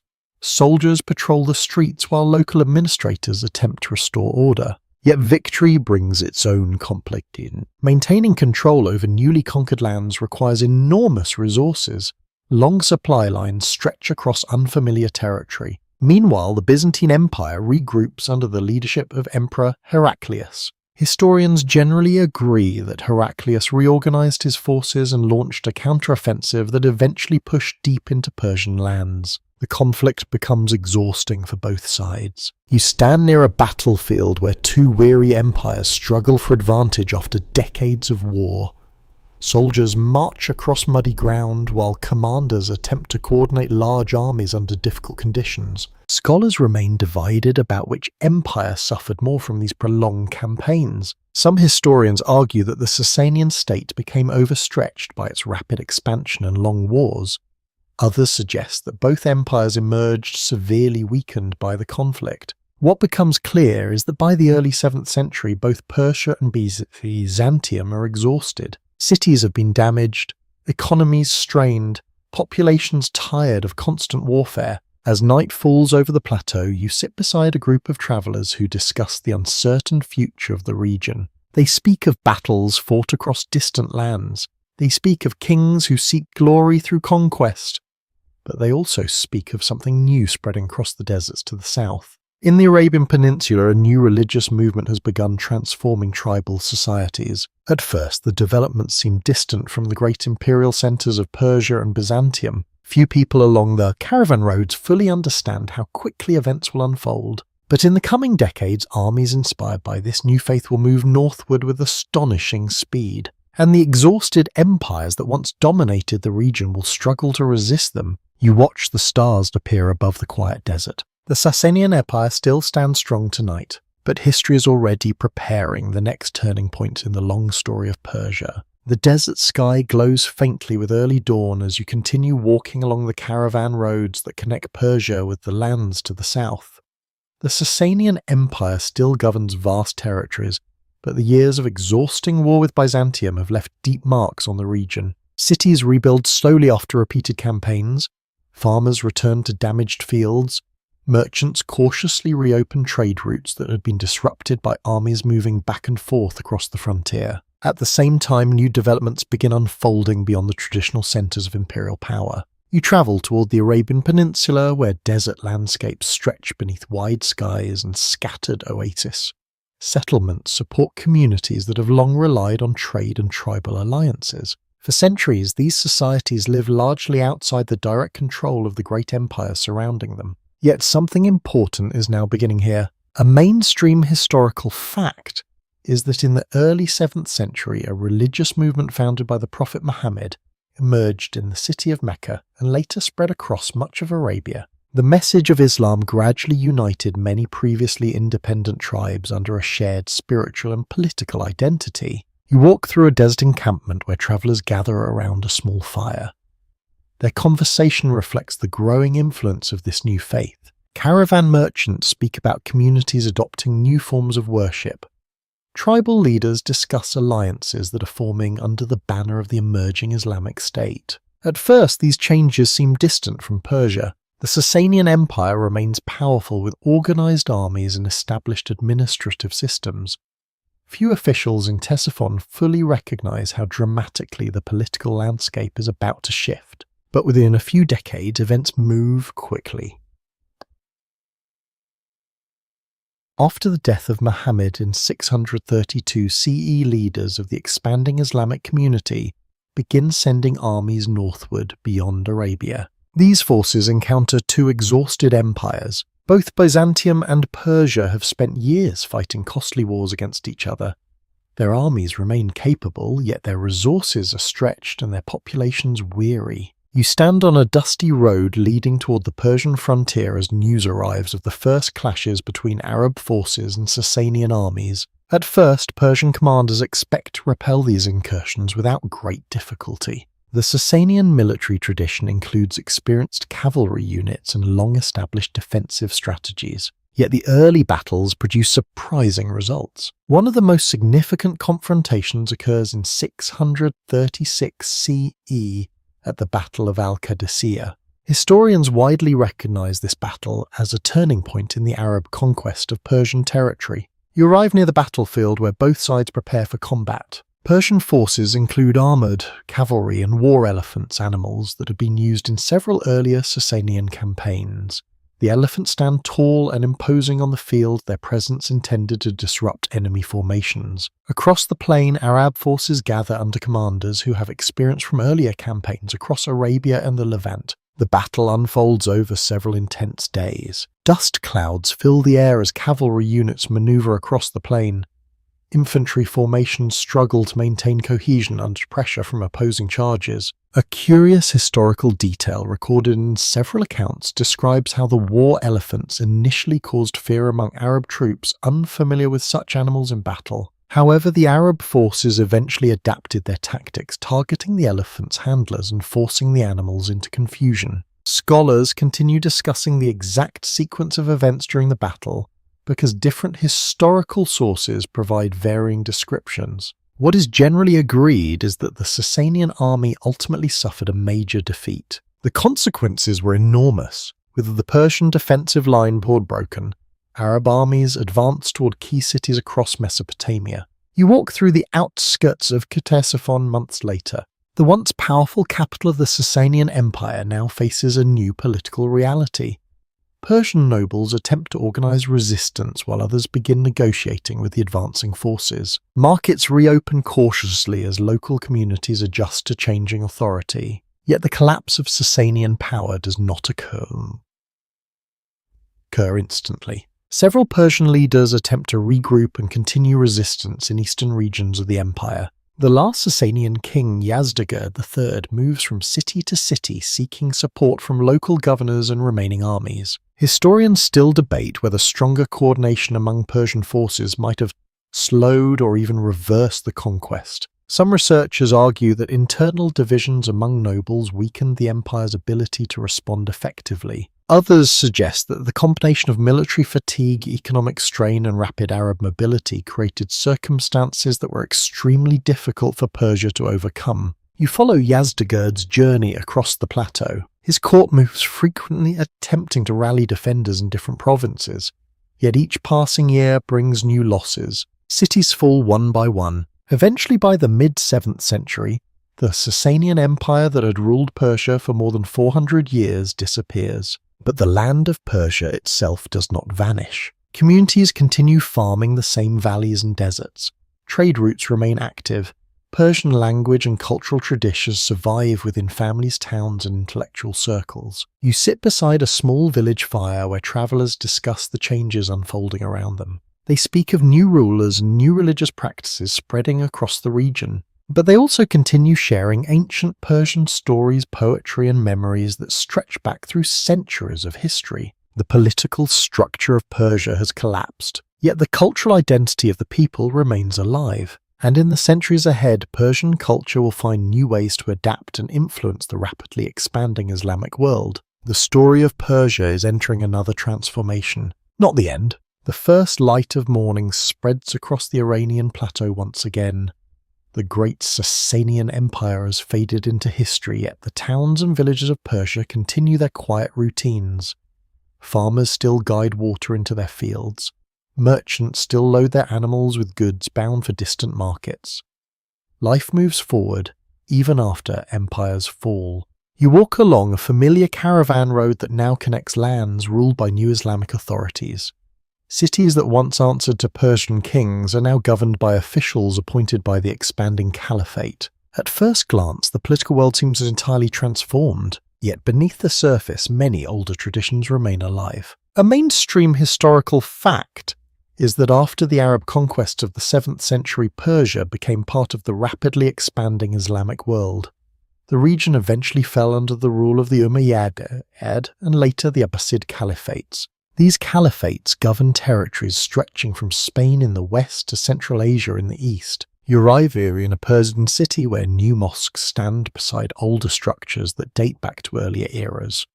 The sound of prayer echoes across the rooftops as communities adapt to the spiritual practices of Islam. Some people embrace the new religion quickly. Others continue practicing older traditions quietly within their communities. Historians generally agree that the process of religious change in Persia occurred gradually over several centuries rather than instantly after the conquest. In many places, local customs blended with Islamic traditions, creating cultural patterns unique to the region. You walk through a market where merchants speak both Arabic and Persian as they negotiate prices. This mixture of languages reflects a broader cultural transformation taking place across the region. At first, Arabic becomes the primary language of government administration and scholarship in the early Islamic world. Yet Persian culture does not disappear. Instead, it begins slowly reshaping itself within the new political environment. A curious historical detail appears in early Abbasid records describing how Persian administrators and scholars played important roles in the functioning of the caliphate. Some historians suggest that the Abbasid revolution of 750 CE, which replaced the Umayyad dynasty, received strong support from Persian communities who hoped for greater influence within the new government. Scholars remain divided about exactly how central Persian participation was in the success of that revolution, but it is clear that Persian officials became deeply involved in Abbasid administration afterward. You travel to the city of Baghdad, which becomes one of the most important centers of the Abbasid world. Though located west of the Iranian plateau, Baghdad draws scholars, merchants, and administrators from many regions, including Persia. Inside the city's libraries, you observe translators working carefully over ancient texts. Greek philosophical works are translated into Arabic. Medical knowledge from earlier civilizations is preserved and expanded.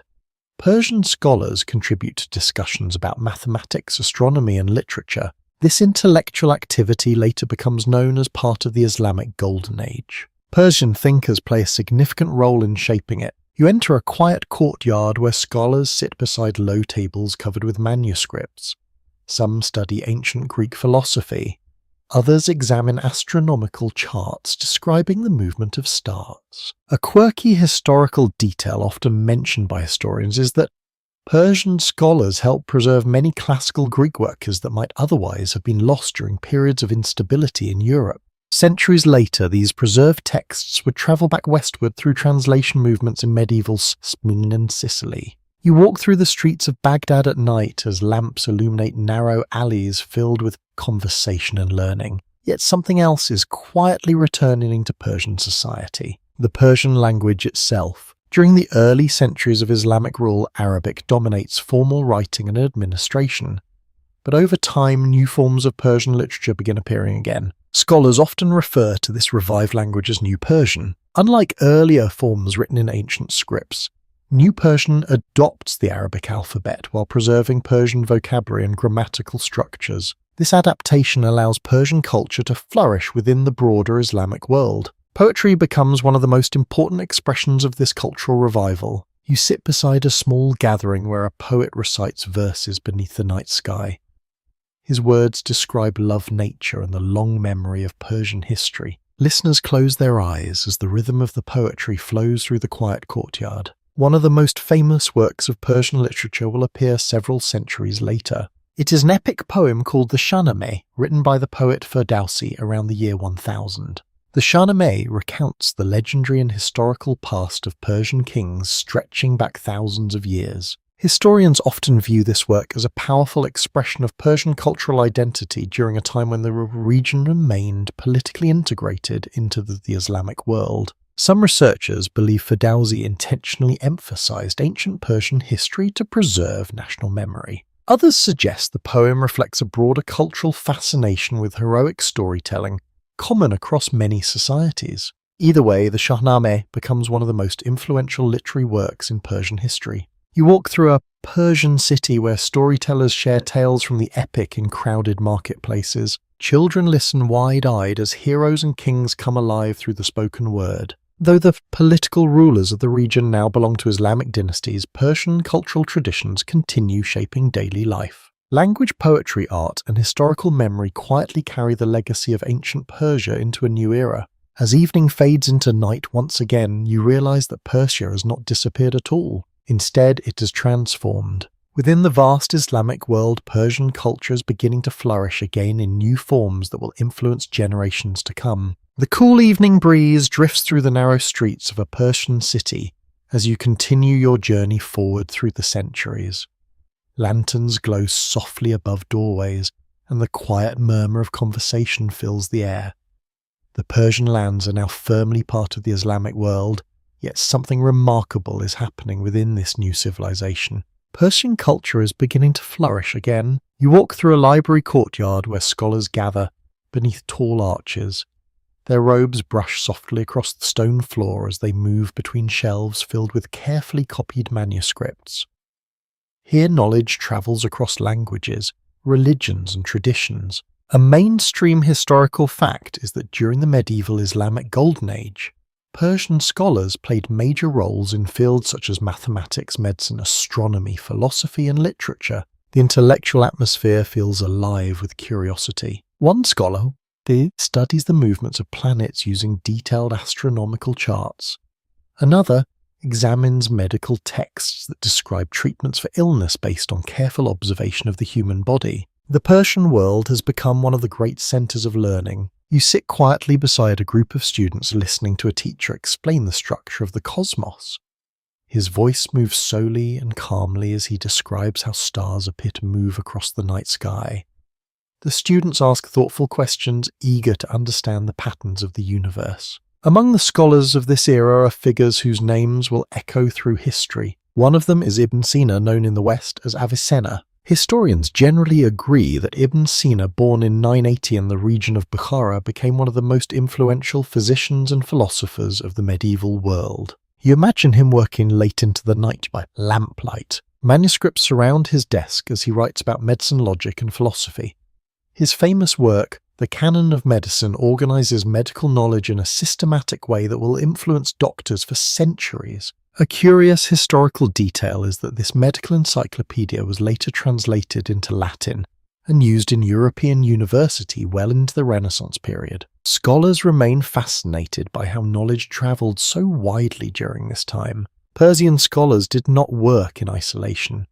Their ideas moved across vast distances through trade routes and scholarly networks connecting cities from Spain to India. You leave the library and walk through the marketplace where storytellers gather crowds beneath the evening sky. Poetry fills the air. Persian literature becomes one of the most powerful expressions of cultural identity during this era. Poets compose verses about love, nature, wisdom, and the mysteries of life. One of the most celebrated poets of Persian history is Rumi. Born in the 13th century, Rumi writes poetry that explores spiritual devotion and the search for deeper meaning in the human experience. You sit quietly in a small courtyard where a student recites lines from one of Rumi's poems. His voice rises and falls gently like a soft melody. Listeners close their eyes as the words unfold. Some historians suggest that Rumi's poetry reflects influences from earlier Persian traditions combined with Islamic spiritual ideas. Others believe his work represents a broader mystical movement that emerged across several regions during the medieval period. Scholars continue discussing how different philosophical traditions shaped his writings, yet the beauty of the poetry speaks for itself. Across Persia, literature becomes a powerful bridge between past and present. Earlier you heard about the Shahnameh, written by Ferdowsi, the epic that preserved the memory of ancient Persian kings and heroes. Now new poets build upon that tradition, blending historical memory with philosophical reflection. You walk along a quiet garden path where musicians play soft melodies beside flowing water. Gardens hold special importance in Persian culture. A quirky historical detail often mentioned by historians is that the word paradise in several languages traces its roots to an ancient Persian term referring to enclosed gardens designed as places of beauty and peace. These gardens reflect an ideal of harmony between nature and human creativity. You watch as moonlight reflects across the surface of a small pool surrounded by flowering trees. Scholars discuss philosophy while poets compose verses inspired by the quiet beauty of the night. Yet the political landscape of Persia continues evolving. The region is no longer governed by a single unified Persian Empire. Instead, various dynasties ruled different territories across the Iranian plateau and surrounding lands. Some of these dynasties have Turkic origins. Others emerge from Persian aristocratic families who gain influence within the broader Islamic world. Historians often debate how these shifting political structures affected Persian identity. Some researchers argue that the absence of a unified Persian state during this era allowed cultural creativity to flourish independently of strict imperial control. Others suggest that periods of political fragmentation sometimes created instability that disrupted trade and intellectual life. The truth likely lies somewhere in between. As you walk through the city streets beneath the quiet stars, you see evidence of both change and continuity. Persian language thrives in poetry and scholarship. Trade routes remain active. Cultural traditions continue evolving. And throughout it all, the memory of ancient Persia remains alive in stories, literature, and shared identity. The great empires of the past may have fallen, but the spirit of Persian civilization continues shaping the intellectual and cultural life of the region. In the centuries ahead, new powers will once again attempt to unify the Persian lands. But tonight, beneath the soft glow of lanterns and moonlight, the Persian world breathes quietly through poetry, knowledge, and the enduring beauty of its traditions. Morning light filters softly through the narrow streets of another Persian city as your journey continues. The world of poets and scholars you experienced earlier still thrives, but political power across the Iranian plateau continues shifting between different dynasties. The land of Persia no longer belongs to a single empire. Instead, several ruling families compete for authority while Persian culture remains deeply influential throughout the region. You walk through a bustling marketplace where merchants display carpets woven with intricate patterns, bowls crafted from glazed ceramics and spices carried across distant caravan routes. Traders speak in Persian Turkic dialects and Arabic, reflecting the cultural mixture that has become common across the region. A mainstream historical fact is that beginning around the 10th century, a number of dynasties with Turkic origins began ruling large parts of Persia and the surrounding Islamic world. One of the most prominent among them was the Seljuk dynasty. The Seljuks originally came from nomadic Turkic groups that moved westward from the Central Asian steppes. Over time, they adopted many elements of Persian culture, language, and administrative practices. You travel across the plateau toward the city of Isfahan, which becomes one of the great centers of Seljuk power. As you approach the city, its domes and towers rise above the surrounding plain. Markets spread through long, covered corridors where sunlight filters through openings in the roof. The scent of spices and baked bread drifts through the air. Inside the royal court, Persian administrators help manage the government. Historians generally agree that although the Seljuk rulers were of Turkic origin, Persian bureaucratic traditions remained extremely important in organizing their state. Persian language continues serving as a major literary and administrative language throughout much of the region. You walk through a madrasa, a center of learning where students gather to study law, theology, mathematics, and literature.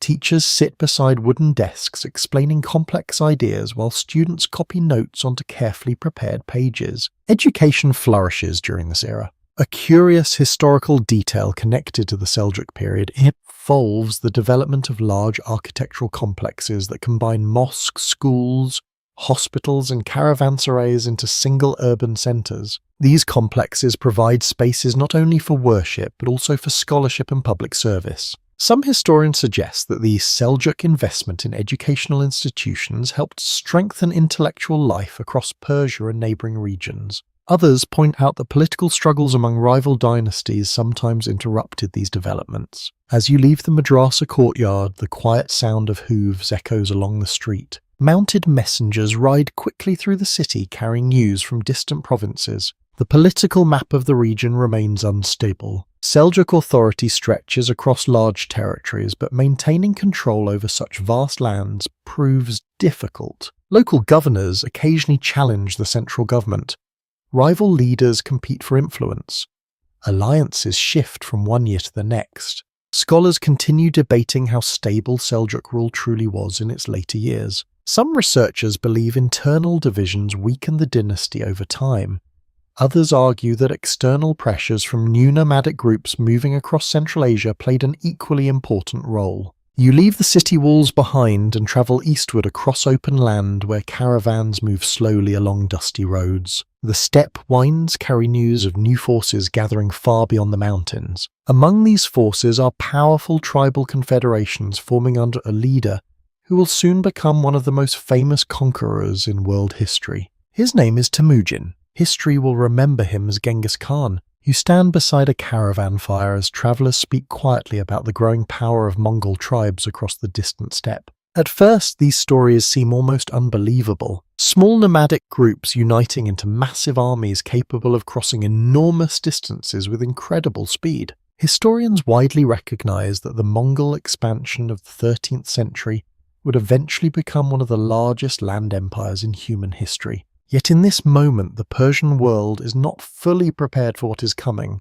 You watch as a merchant spreads a map across the ground, pointing toward lands far to the east where the Mongols are said to be gathering strength. Some listeners dismiss the rumors, others listen more carefully. Scholars remain divided about how much the rulers of Persia understood the scale of the Mongol threat before the invasions began. What becomes clear in hindsight is that the arrival of Mongol armies would transform the political landscape of the entire region. You continue walking along the caravan road beneath a wide sky filled with drifting clouds. Farmers work quietly in the fields. Traders guide their animals along familiar paths. Scholars continue teaching in city schools. Life appears peaceful for the moment. But far beyond the horizon, one of the most dramatic chapters in Persian history is already beginning. And the land that has seen so many empires rise and fall is about to face another powerful storm. The wind across the plateau feels colder now as you continue your journey into the early 13th century. The cities of Persia still bustle with merchants, scholars and craftsmen. Markets remain full, caravan routes remain active, and the cultural life you saw earlier continues thriving. Yet far beyond the eastern mountains, something powerful has begun moving westward. You follow a caravan travelling along a dusty road that stretches across Central Asia. Traders speak in low voices about a rising power among the nomadic tribes of the steppe. His name appears again and again in their conversations: Genghis Khan. A mainstream historical fact is that Genghis Khan united many Mongol tribes in the early 13th century and began a series of military campaigns that created one of the largest contiguous land empires in world history. At first, the events seem distant from Persia. The Mongol armies begin their expansion by conquering neighbouring steppe tribes and attacking regions of northern China. Their cavalry moves quickly across enormous distances, striking cities and fortresses with remarkable speed. But eventually their attention turns west. You arrive in a Persian trading city where local officials gather to discuss troubling news. Messengers have arrived reporting that Mongol forces are moving toward territories controlled by the Persian Empire, a powerful state that currently governs much of Persia and Central Asia. The Khwarezmian ruler Shah Muhammad II commands large armies and wealthy cities. Few people believe that nomadic cavalry could seriously threaten such a powerful kingdom, yet historians generally agree that a series of diplomatic misunderstandings soon changed the situation dramatically. According to several historical sources, a Mongol trade caravan sent by Genghis Khan to Khwarezmian territory was accused of espionage and executed by local authorities. Soon afterward, Mongol envoys sent to demand explanation were reportedly killed as well. Scholars remain divided about the exact details of this incident because the surviving accounts come from different perspectives and sometimes contradict one another. What is clear is that Genghis Khan responded with overwhelming force. You stand on a hill overlooking the walls of a Persian city as the first Mongol armies approach. Dust rises across the horizon as thousands of riders move swiftly across the plain. Their horses carry them across distances that traditional armies struggle to match. Mongol warriors travel light, relying on speed, discipline, and carefully coordinated tactics. The siege begins. Cities that once felt secure behind thick walls suddenly face a new kind of enemy.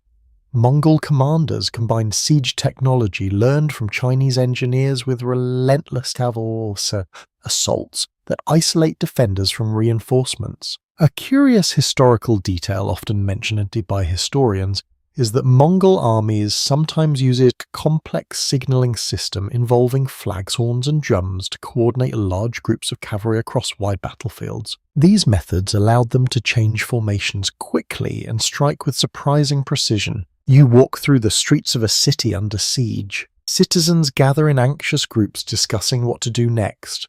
Some hope the walls will hold. Others consider fleeing before the Mongols close the gates. In many places across the region, the Mongol campaigns bring devastating destruction. Cities such as Bukhara, Samarkand, and others fall during the early phases of the invasion. Ancient libraries and markets disappear in the chaos of war. Historians continue debating the scale of devastation caused by these campaigns.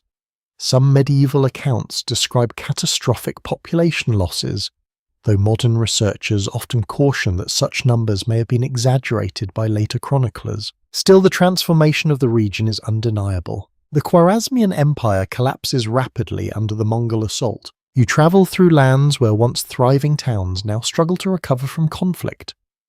Caravans move more cautiously.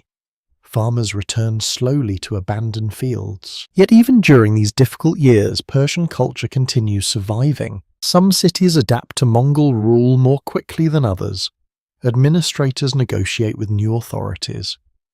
Trade gradually resumes along the major routes that cross the plateau. The Mongol Empire, despite its violent beginnings, eventually becomes interested in maintaining stability across its enormous territories. You arrive at a newly reorganized city where Mongol officials meet with Persian administrators to restore order. Markets reopen.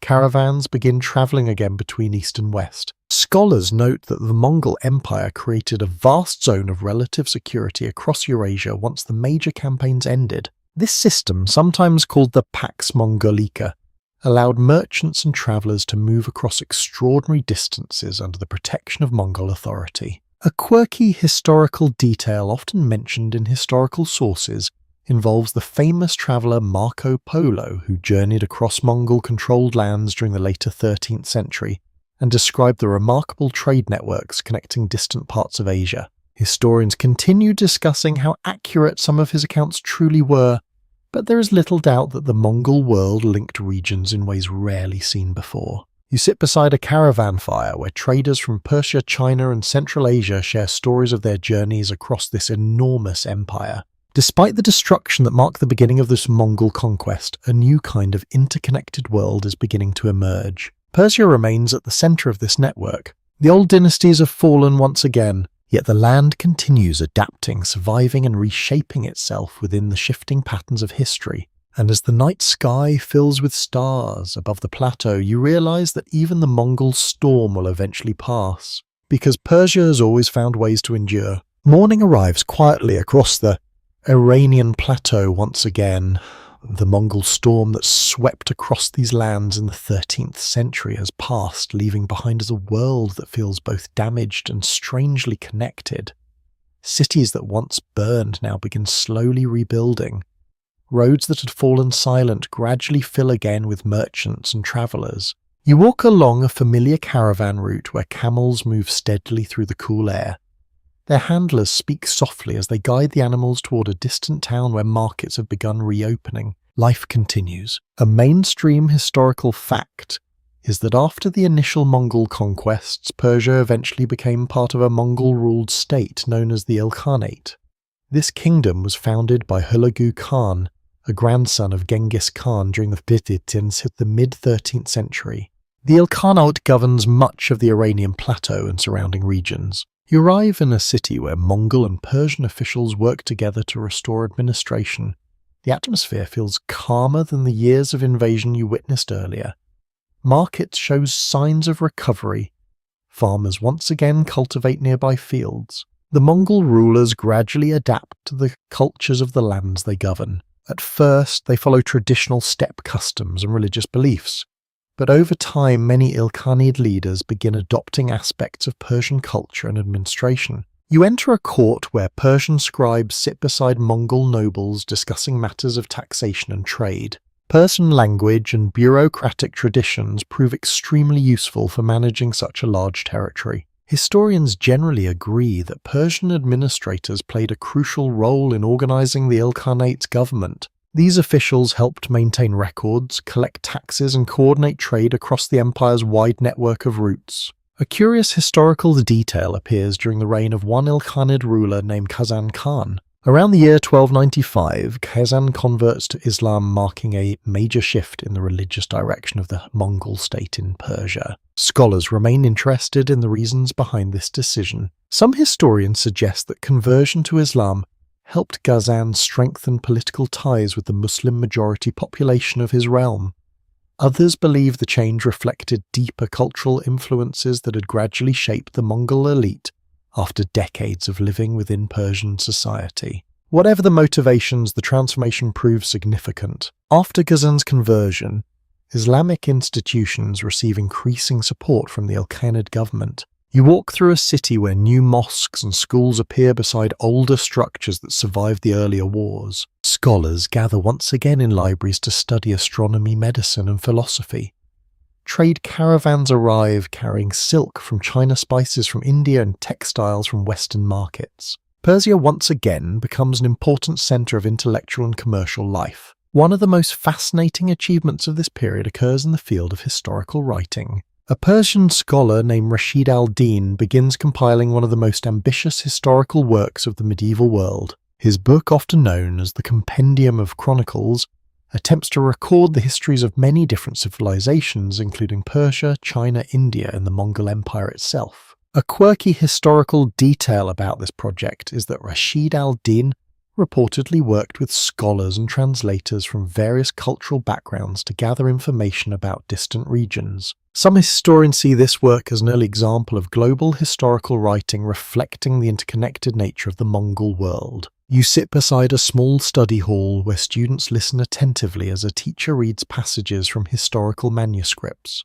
The students ask questions about kings' battles and distant lands described in the texts. Knowledge continues travelling across cultures. Yet despite these achievements, the Ilkhanate eventually begins weakening. Political rivalries emerge among Mongol leaders. Economic difficulties appear in some regions. The vast territories of the empire become harder to govern effectively. Historians remain divided about the exact causes of the Ilkhanate's decline. Some scholars argue that internal conflicts among ruling families gradually undermine stability. Others point to environmental factors such as drought or economic disruptions that may have strained the empire's resources. By the mid-14th century, central authority weakened significantly. You walk through a city where local governors now exercise greater independence. The once unified Mongol state slowly fragments into smaller political entities across Persia. Once again, the land enters a period of uncertainty. But as you have seen many times before, Persia rarely remains divided for long. New leaders eventually emerge from the shifting political landscape. One of them will come from Central Asia, commanding armies that will once again reshape the region with dramatic force. His name is Timur. Timur. History will later remember him in the West as Tamerlane. As evening approaches, you follow a caravan crossing the open plain beneath a sky or filled with drifting clouds. The merchants speak quietly about rumours of a powerful new conqueror gathering strength beyond the eastern mountains. Persia has endured the fall of empires before, and once again another chapter of transformation is about to begin. The desert wind carries a quiet chill as you continue your journey across the plateau. Persia has passed through another period of uncertainty after the weakening of Mongol rule. Cities continue functioning, trade routes remain active, and Persian culture still thrives through poetry, scholarship, and everyday traditions. Yet the political landscape remains fragmented. Local rulers govern different regions. Alliances shift frequently. In this environment of uncertainty, powerful leaders can rise quickly if they possess ambition, military skill, and loyal followers. Far to the northeast, across the lands of Central Asia, such a leader begins gathering strength. His name is Timur. A mainstream historical fact is that Timur, often known in the West as Tamerlane, emerged in the late 14th century as a powerful military commander who built a vast empire across Central Asia, Persia, and parts of the Middle East. You travel across a dusty plain where riders carry news of his expanding campaigns. Timur begins his rise among the Turkic and Mongol tribes of Transoxiana, a region located near the cities of Samarkand and Bukhara. Though he claims symbolic connection to the legacy of Genghis Khan, Timur does not belong directly to the Mongol imperial family. Instead, he builds authority through conquest and alliances. His armies move quickly across wide territories, capturing cities and establishing control over trade routes. You stand on a ridge overlooking one of the cities that has recently fallen under his rule.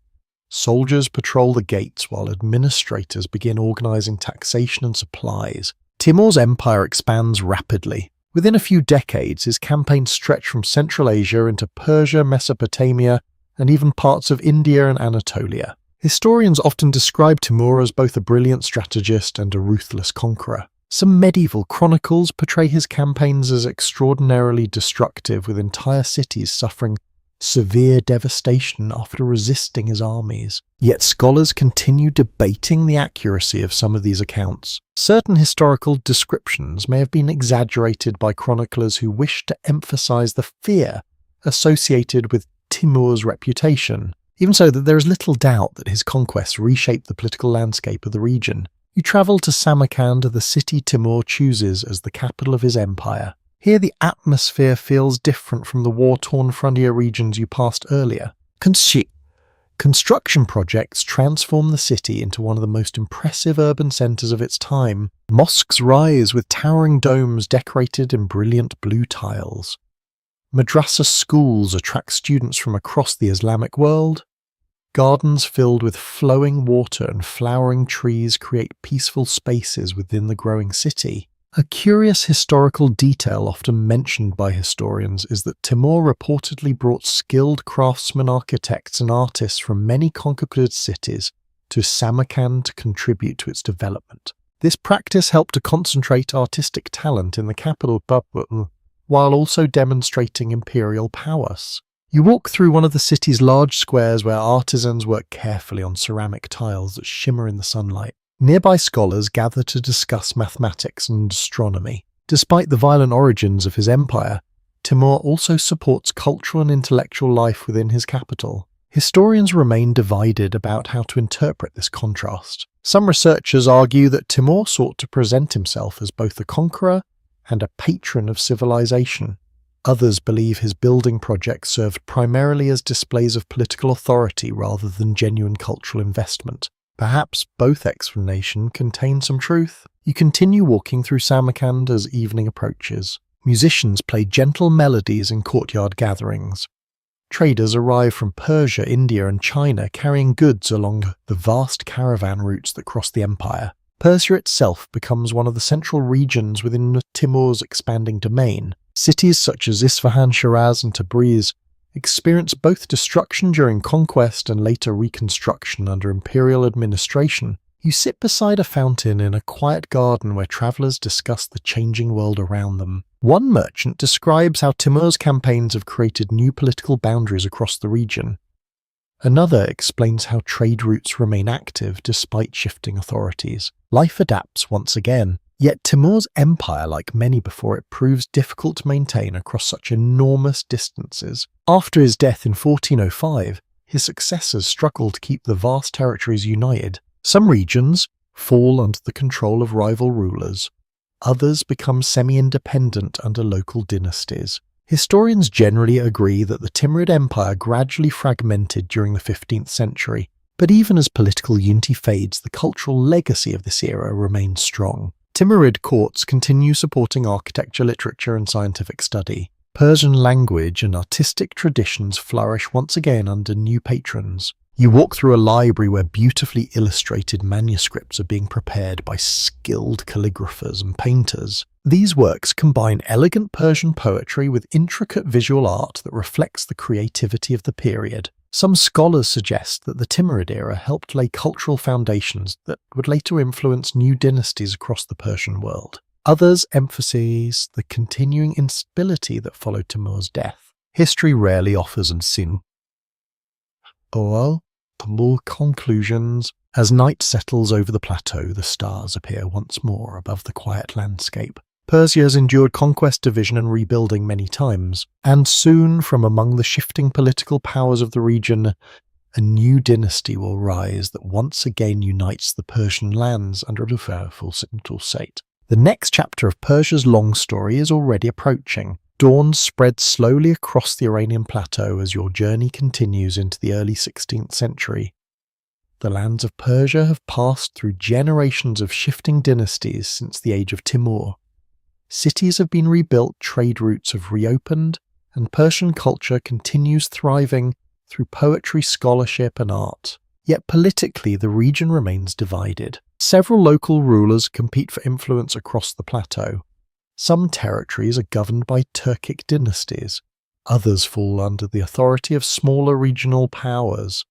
In the midst of this fragmented world, a new movement begins gathering strength. You travel toward the northwestern city of Ardabil, a place known for its spiritual importance.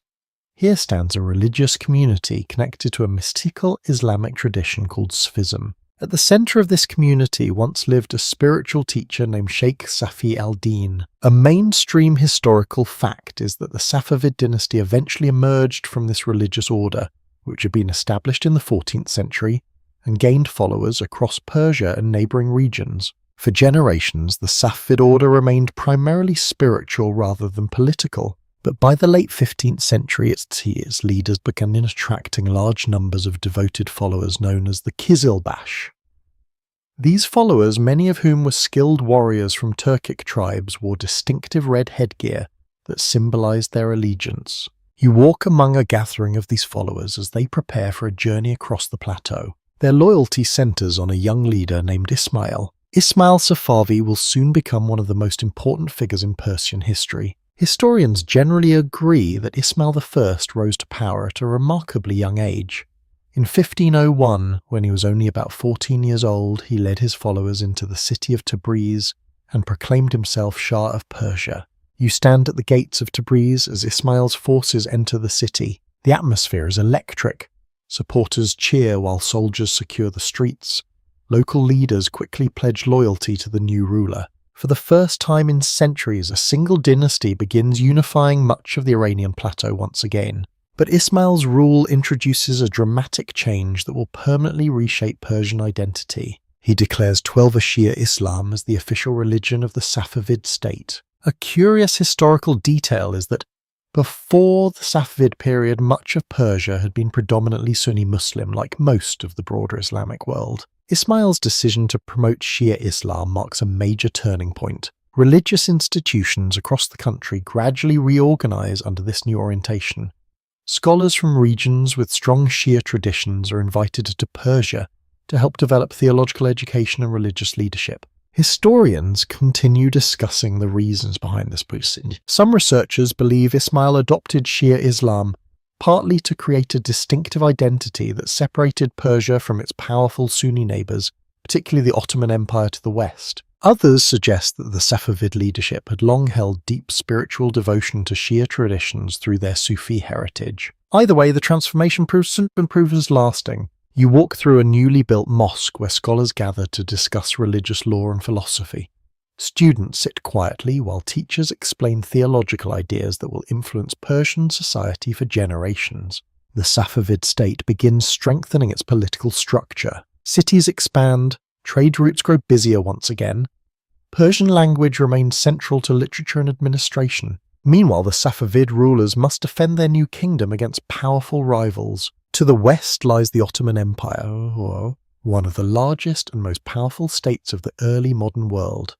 To the east stand various Central Asian powers that compete for influence in the region. You arrive at a military camp where Safavid soldiers prepare for potential conflict with the Ottomans. Cavalry units organize beneath banners bearing the symbols of the new dynasty.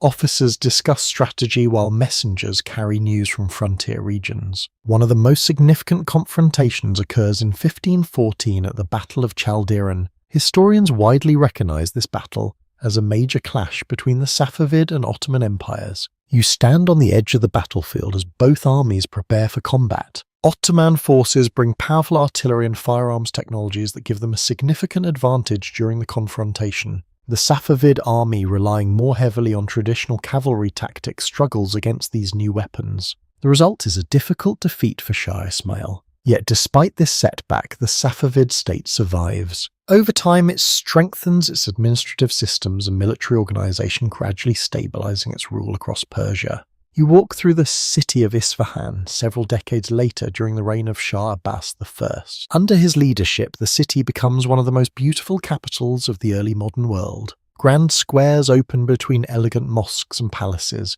Bridges stretch gracefully across the Zayande River. Markets fill with carpet, ceramics, and fine textiles. A quirky historical detail often mentioned by historians is that European travellers visiting Isfahan during this era sometimes described it as one of the most magnificent cities they had ever seen. Persia has once again become a major power. The Safavid dynasty not only unifies the country politically, but also shapes its religious and cultural identity in ways that will influence the nation for centuries. As evening settles over the gardens of Isfahan, fountains reflect the golden light of sunset while poets recite verses beneath flowering trees. Persia stands renewed, and the long history you have been exploring continues unfolding through new dynasties, new challenges, and enduring traditions. The morning sun rises slowly over the domes and gardens of Isfahan. The Safavid Empire now stands at the height of its power.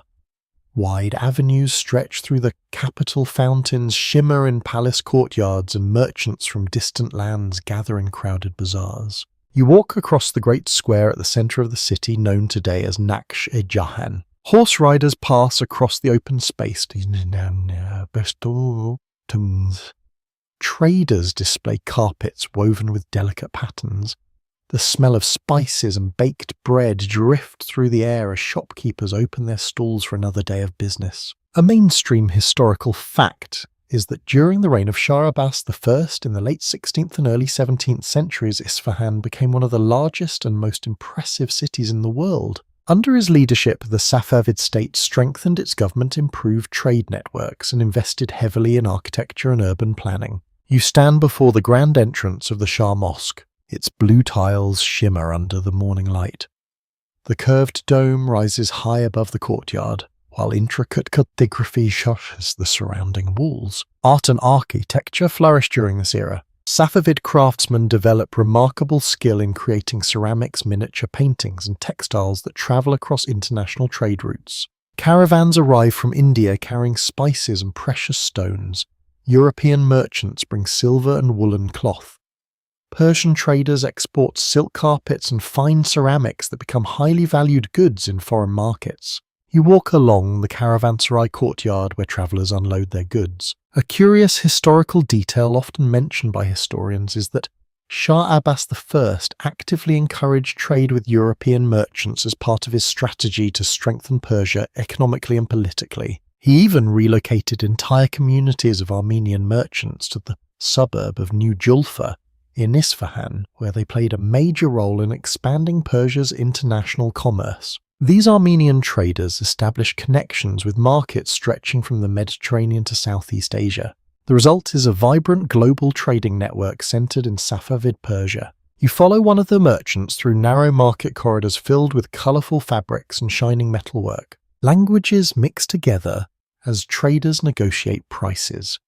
Persian, Armenian, Turkish, and several European languages echo beneath the vaulted ceilings of the bazaar. Persia sits at the crossroads of continents once again. Yet the Safavid Empire must also navigate a complex political environment. To the west, the Ottoman Empire remains a powerful rival.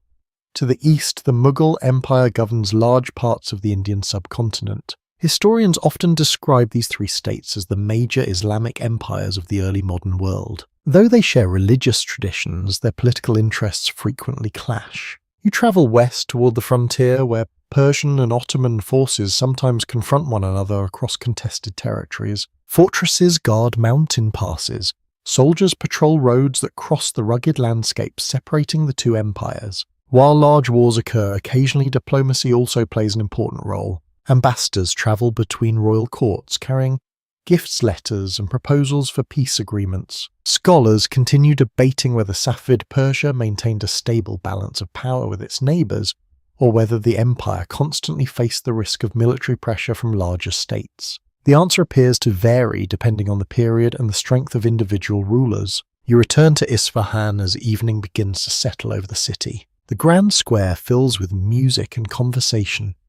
Children play beside fountains, while travellers relax beneath the shade of trees. Nearby scholars gather in quiet rooms to discuss philosophy, mathematics, and religious thought. The Safavid court also encourages artistic expression. Miniature painters create detailed illustrations for manuscripts that depict royal ceremonies, hunting scenes, and legendary stories drawn from Persian history. A quirky historical detail about Safavid art involves the remarkable precision of these miniature paintings. Artists used extremely fine brushes made from delicate animal hair to paint details so small that they could barely be seen without careful attention. You observe one painter leaning over a manuscript page illuminated by a small oil lamp. His brush moves slowly across the paper as he adds vibrant colours to the scene. The result is a tiny world of beauty and storytelling preserved within the pages of the book. Yet despite this cultural brilliance, the Safavid Empire eventually begins facing challenges. Later rulers struggle to maintain the same level of strong leadership demonstrated by Shah Abbas I. Court politics grow complicated. Regional governors sometimes act independently. Economic pressures begin appearing in certain parts of the empire. Historians remain divided about which factors contributed most to the gradual weakening of Safavid power during the late 17th and early 18th centuries. Some scholars emphasize political instability within the royal court. Others point to external threats from neighboring powers. As the night sky fills with stars above Isfahan, the city still shines with beauty and energy. But beneath the peaceful surface, new difficulties are beginning to emerge, and soon the Safavid Empire will face challenges that threaten its long period of stability. The long history of Persia continues its steady movement through cycles of strength and uncertainty. The early morning air in Isfahan feels cooler now as the years move into the early 18th century.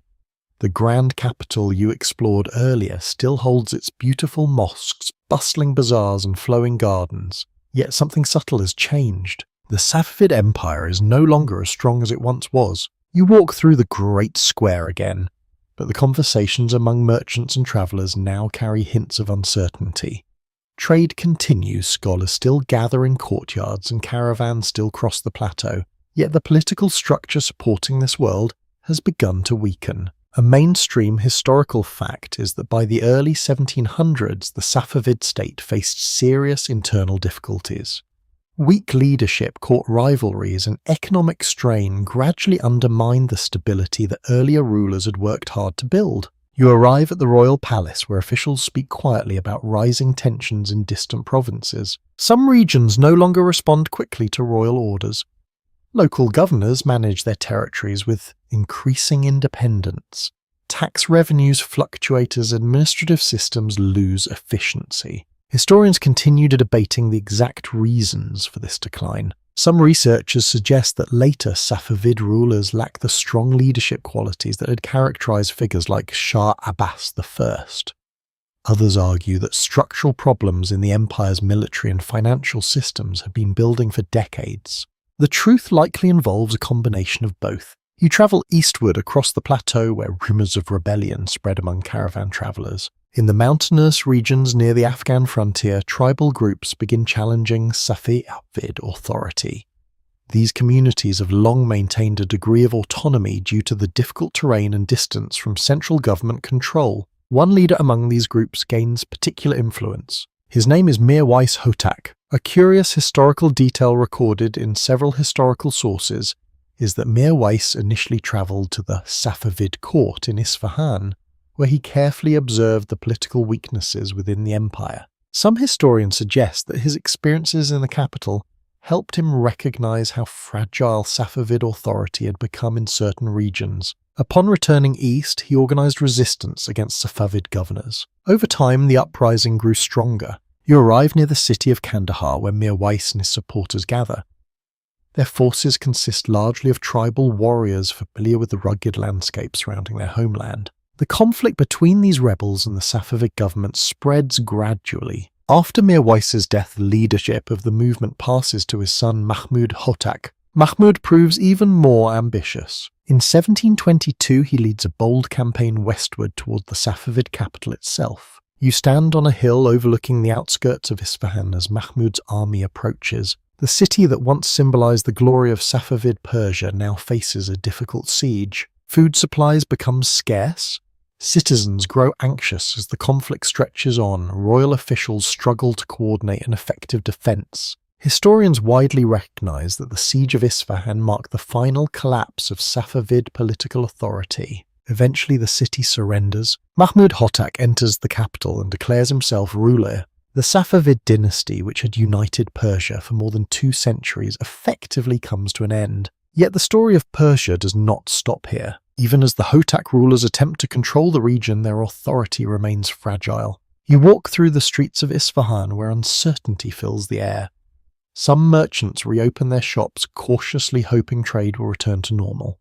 Others fear further conflict. Scholars remain divided about how stable the Hotak regime truly was. Some researchers argue that their rule faced strong opposition from various Persian factions who viewed them as outsiders. Others suggest that the larger issue was the general political chaos that followed the collapse of Safavid central authority. During this period, different leaders across Persia begin competing for power. Among them is the military commander from northeastern Iran who will soon play a decisive role in reshaping the country. His name is Nader. History will later remember him as Reza Shah. You travel across the plateau where Nader gathers supporters and organizes his forces. Unlike many leaders of the time, he demonstrates exceptional military skill and determination. His early campaigns focus on restoring order in regions destabilized by years of rebellion and invasion. Gradually, his influence expands. Cities that had fallen into disorder begin recognizing his authority.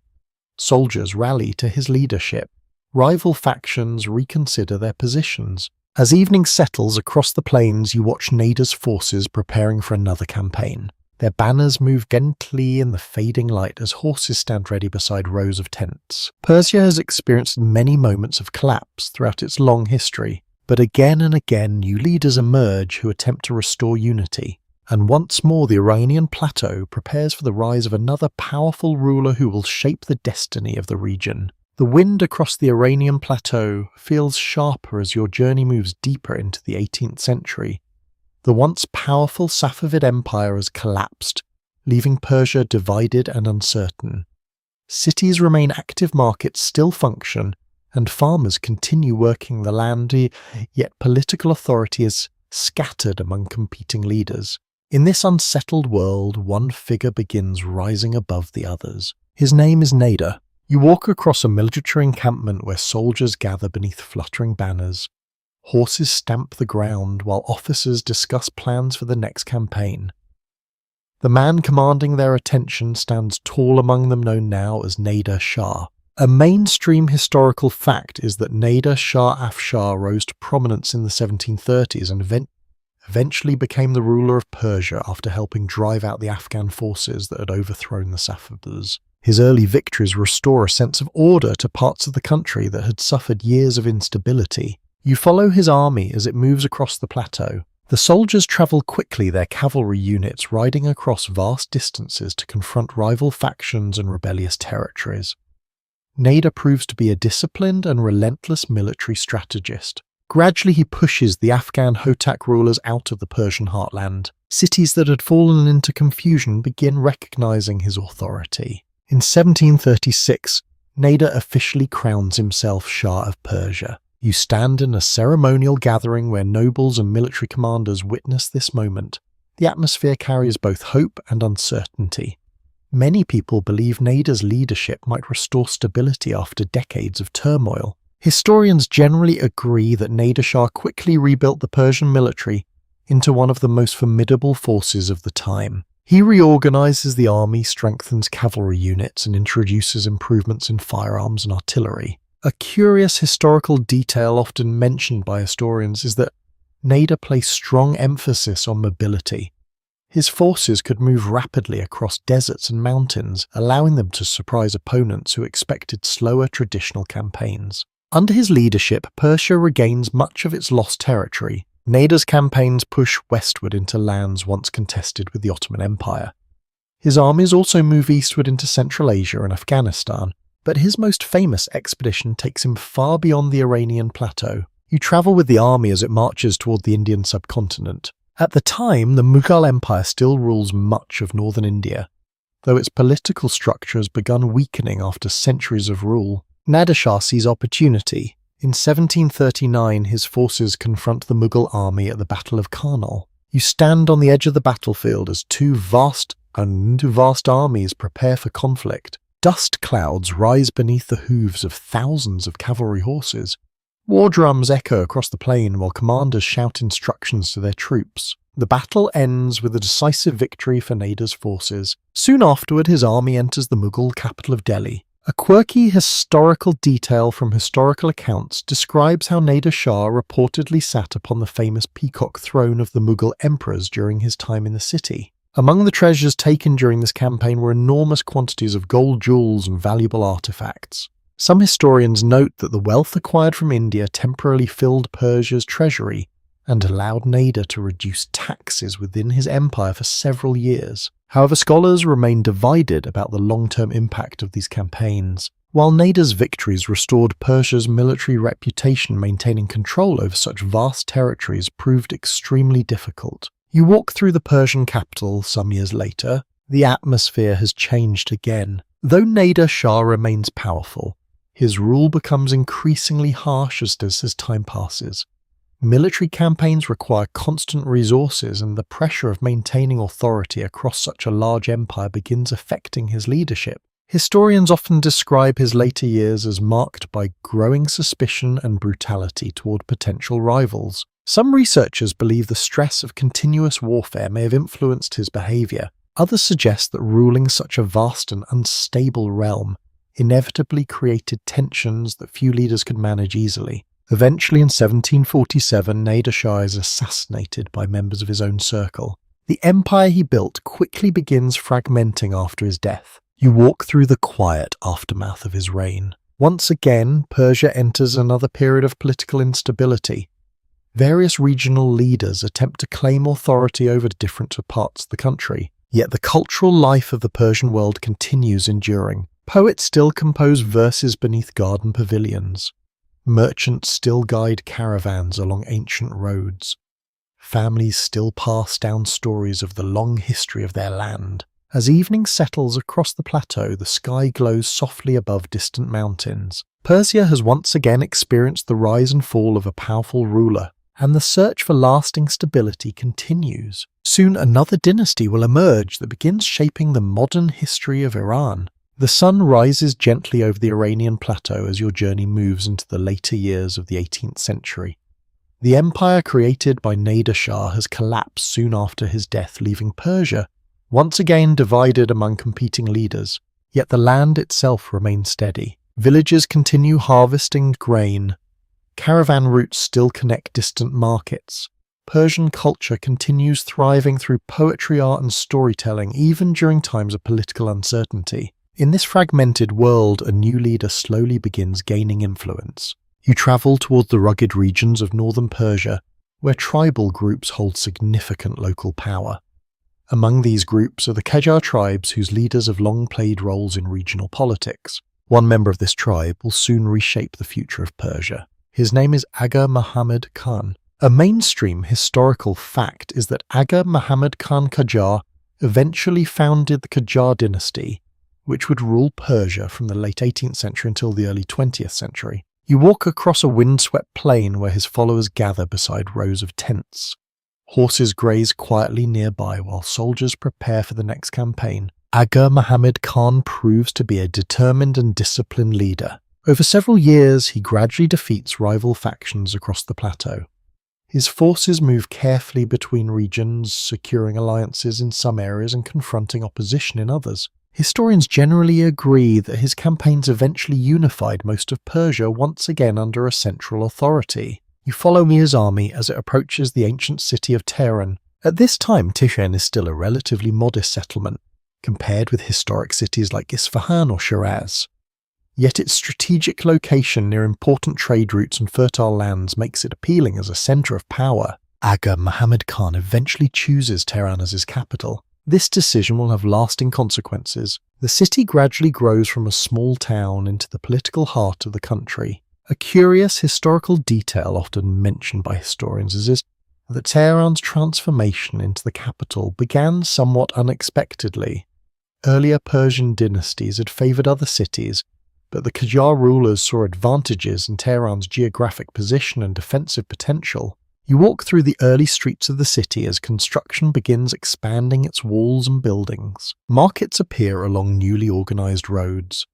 Government offices open where officials begin managing the affairs of the growing kingdom. The Qajar dynasty is taking shape, yet the world surrounding Persia is also changing rapidly. During this period, powerful European states are expanding their influence across Asia and the Middle East. To the north lies the Russian Empire, steadily moving southward toward the Caucasus region.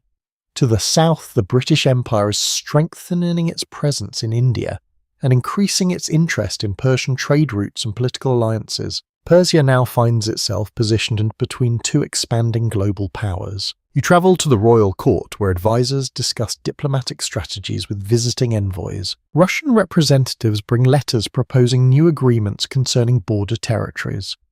British merchants discuss trade opportunities that could benefit both sides. Historians often describe this period as the beginning of intense geopolitical competition in the region. Some researchers refer to it as part of the broader strategic rivalry, sometimes called the Great Game, though that term would become more common in later centuries. Scholars remain divided about how much control the Qajar rulers truly had over these international pressures.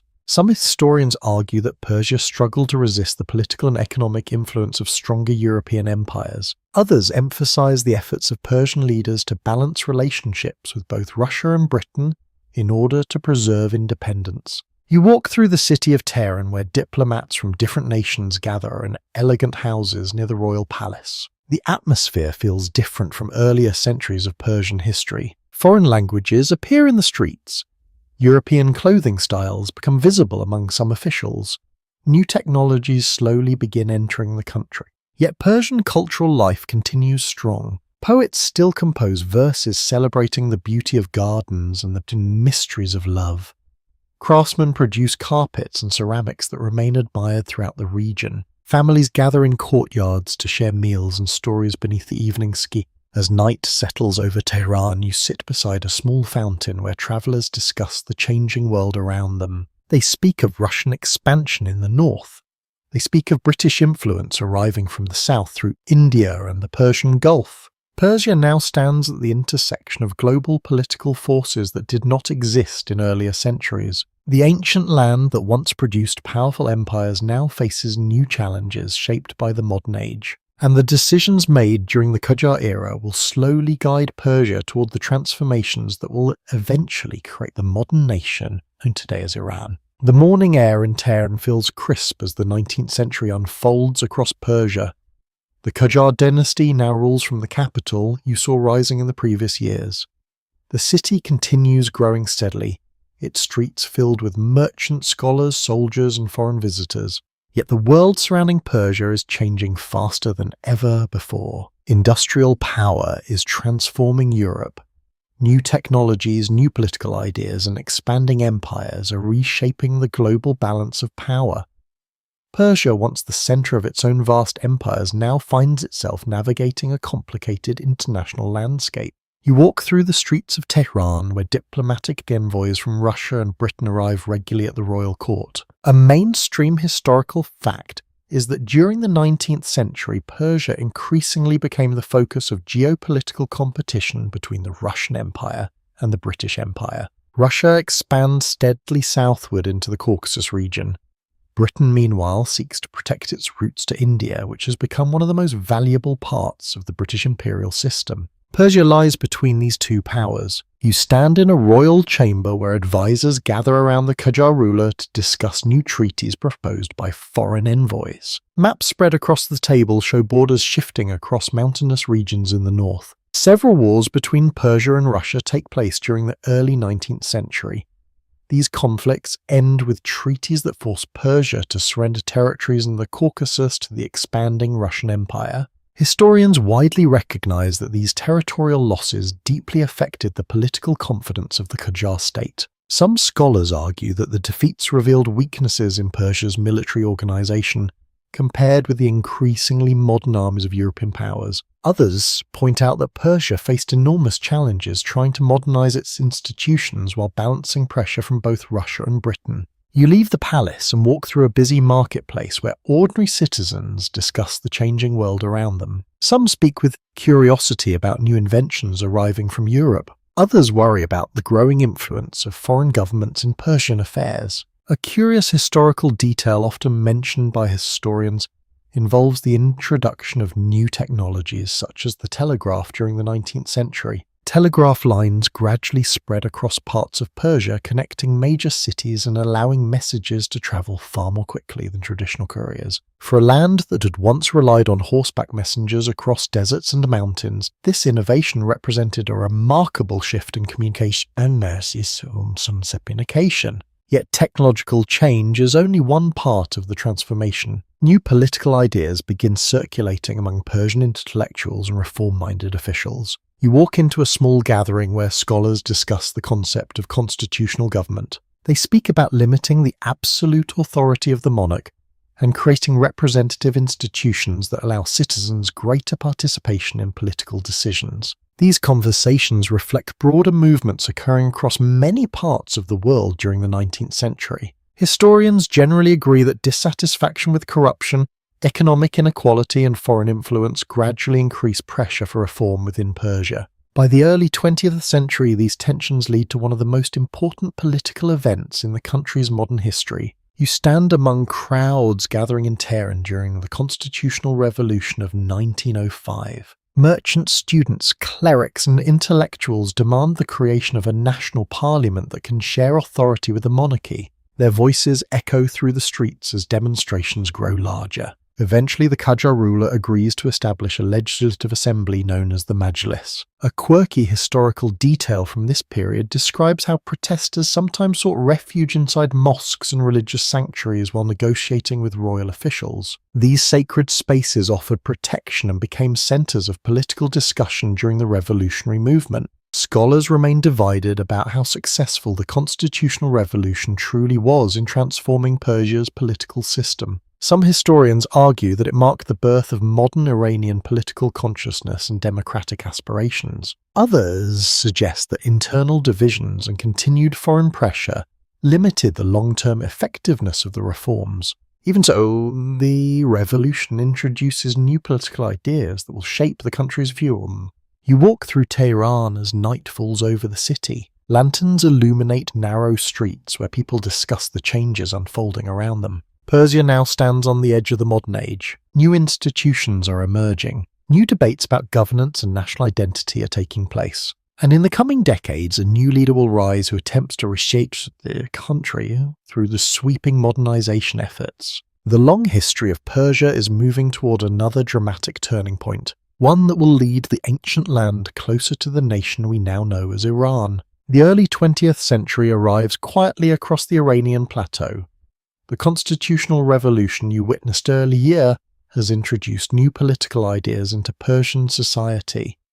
A parliament now exists in Tehran, and debates about governance, national identity and modernization continue shaping the country's future.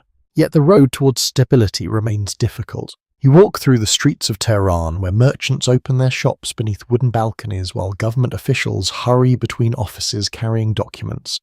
The city continues growing as the center of political life in Persia.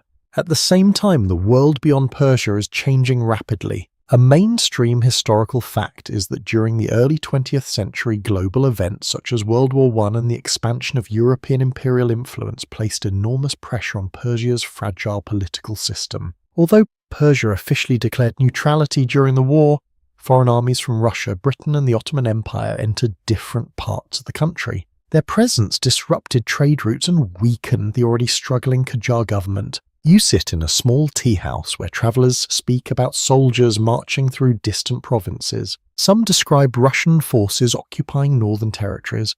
Others mention British troops protecting routes toward India and oil fields in the south. So, Persia's sovereignty feels increasingly uncertain. Historians often debate how much control the Qajar rulers truly retained during these years. Some scholars argue that foreign influence effectively dominated many aspects of Persian politics and economics. Others suggest that local leaders still maintained meaningful authority in several regions. Amid this complex environment, a new figure begins rising within the military. His name is Reza Khan. You walk toward a military barracks on the outskirts of Tehran, where soldiers drill under the watchful eyes of their commanders. Among them stands Reza Khan, an officer known for discipline and determination. A curious historical detail often mentioned by historians is that Reza Khan began his career as a relatively modest soldier in the Persian Cossack Brigade, a military unit originally organized with Russian assistance. Over time, he gained respect for his leadership skills and organizational ability. By the early 1920s, Persia faces political chaos. Different factions compete for influence within the government. Economic problems continue troubling the country. Many citizens believe stronger leadership is necessary to restore stability and independence. In 1921, Reza Khan leads a military coup that quickly changes the political landscape. You stand near the parliament building where officials react to the sudden shift in power. Soldiers secure key locations across the capital, while government leaders negotiate the future of the country. Reza Khan gradually consolidates authority. Historians generally agree that he positioned himself as a leader committed to modernization and national strength. Over the next several years, he reorganizes the military strength and central government control, and begins implementing reforms designed to modernize infrastructure and administration. Eventually, in 1925, the Qajar dynasty is formally replaced. Reza Khan becomes Reza Shah Pahlavi, founding a new ruling dynasty. You walk through Tehran as major construction projects begin reshaping the capital. New roads appear, government buildings expand, railways begin connecting distant regions of the country. Reza Shah also attempts to modernize education and industry while reducing the influence of tribal authorities in rural areas. Historians continue discussing the consequences of these reforms. Some researchers argue that Reza Shah's policies laid important foundations for a modern Iranian state with stronger institutions and infrastructure. Others point out that many of his changes were implemented through strict authoritarian control that limited political freedoms. Both perspectives reflect different aspects of a complex and historical transformation. As the years pass, Persia gradually becomes known internationally by a different name. In 1935, the government formally requests that foreign nations refer to the country as Iran, a name rooted in ancient linguistic traditions connected to the land's early peoples. This change reflects a broader effort to emphasize national identity and historical continuity. You stand on a hill overlooking Tehran as the city expands beneath the evening sky. Automobiles now move along newly paved streets. Modern schools educate a new generation of students. Factories and railways begin connecting regions that once felt distant from one another. The ancient land of Persia is becoming something new, Iran. Yet the story is far from finished. In the decades ahead, political tensions, social changes, and international pressures will lead to one of the most dramatic revolutions of the 20th century. And the long journey you began on the ancient plateau will finally arrive in the modern world. Night settles gently over Tehran as the final chapter of your long journey unfolds.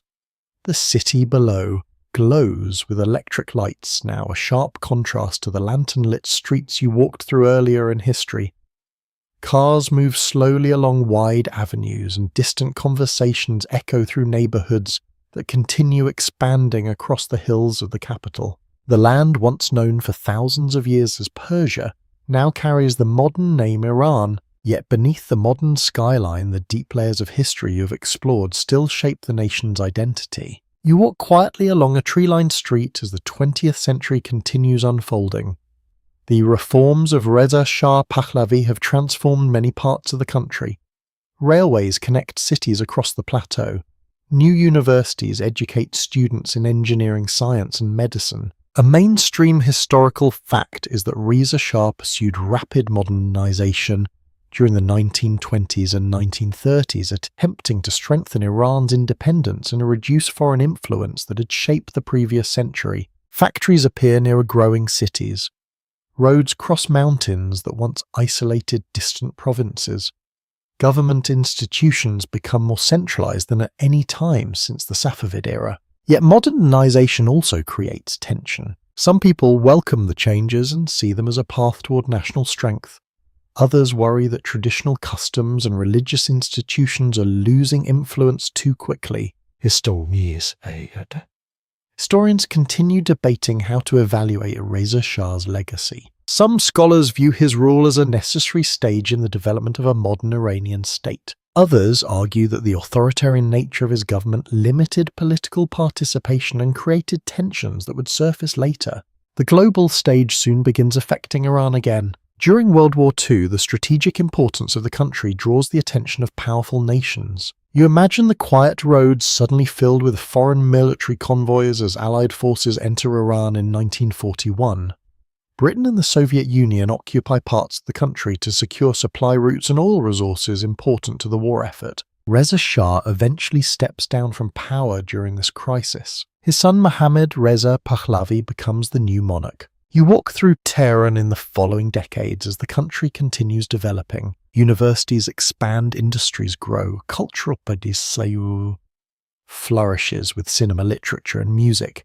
Yet political debates become more intense as different groups argue about the direction Iran should follow. A curious historical detail from this period involves the discovery and development of large oil reserves in Iran during the 20th century. These resources become both a blessing and a source of international political tension. Control of oil revenues influences relationships between Iran foreign companies and global powers. Historians remain deeply divided about the complex political struggles that unfold during the mid-20th century, including the nationalization of oil industries and the involvement of international actors in Iranian politics. What becomes clear is that Iranian society is changing rapidly. You walk through the city during the late 1970s as large crowds gather in the streets. Voices rise with calls for political reform, economic fairness, and greater independence from foreign influence.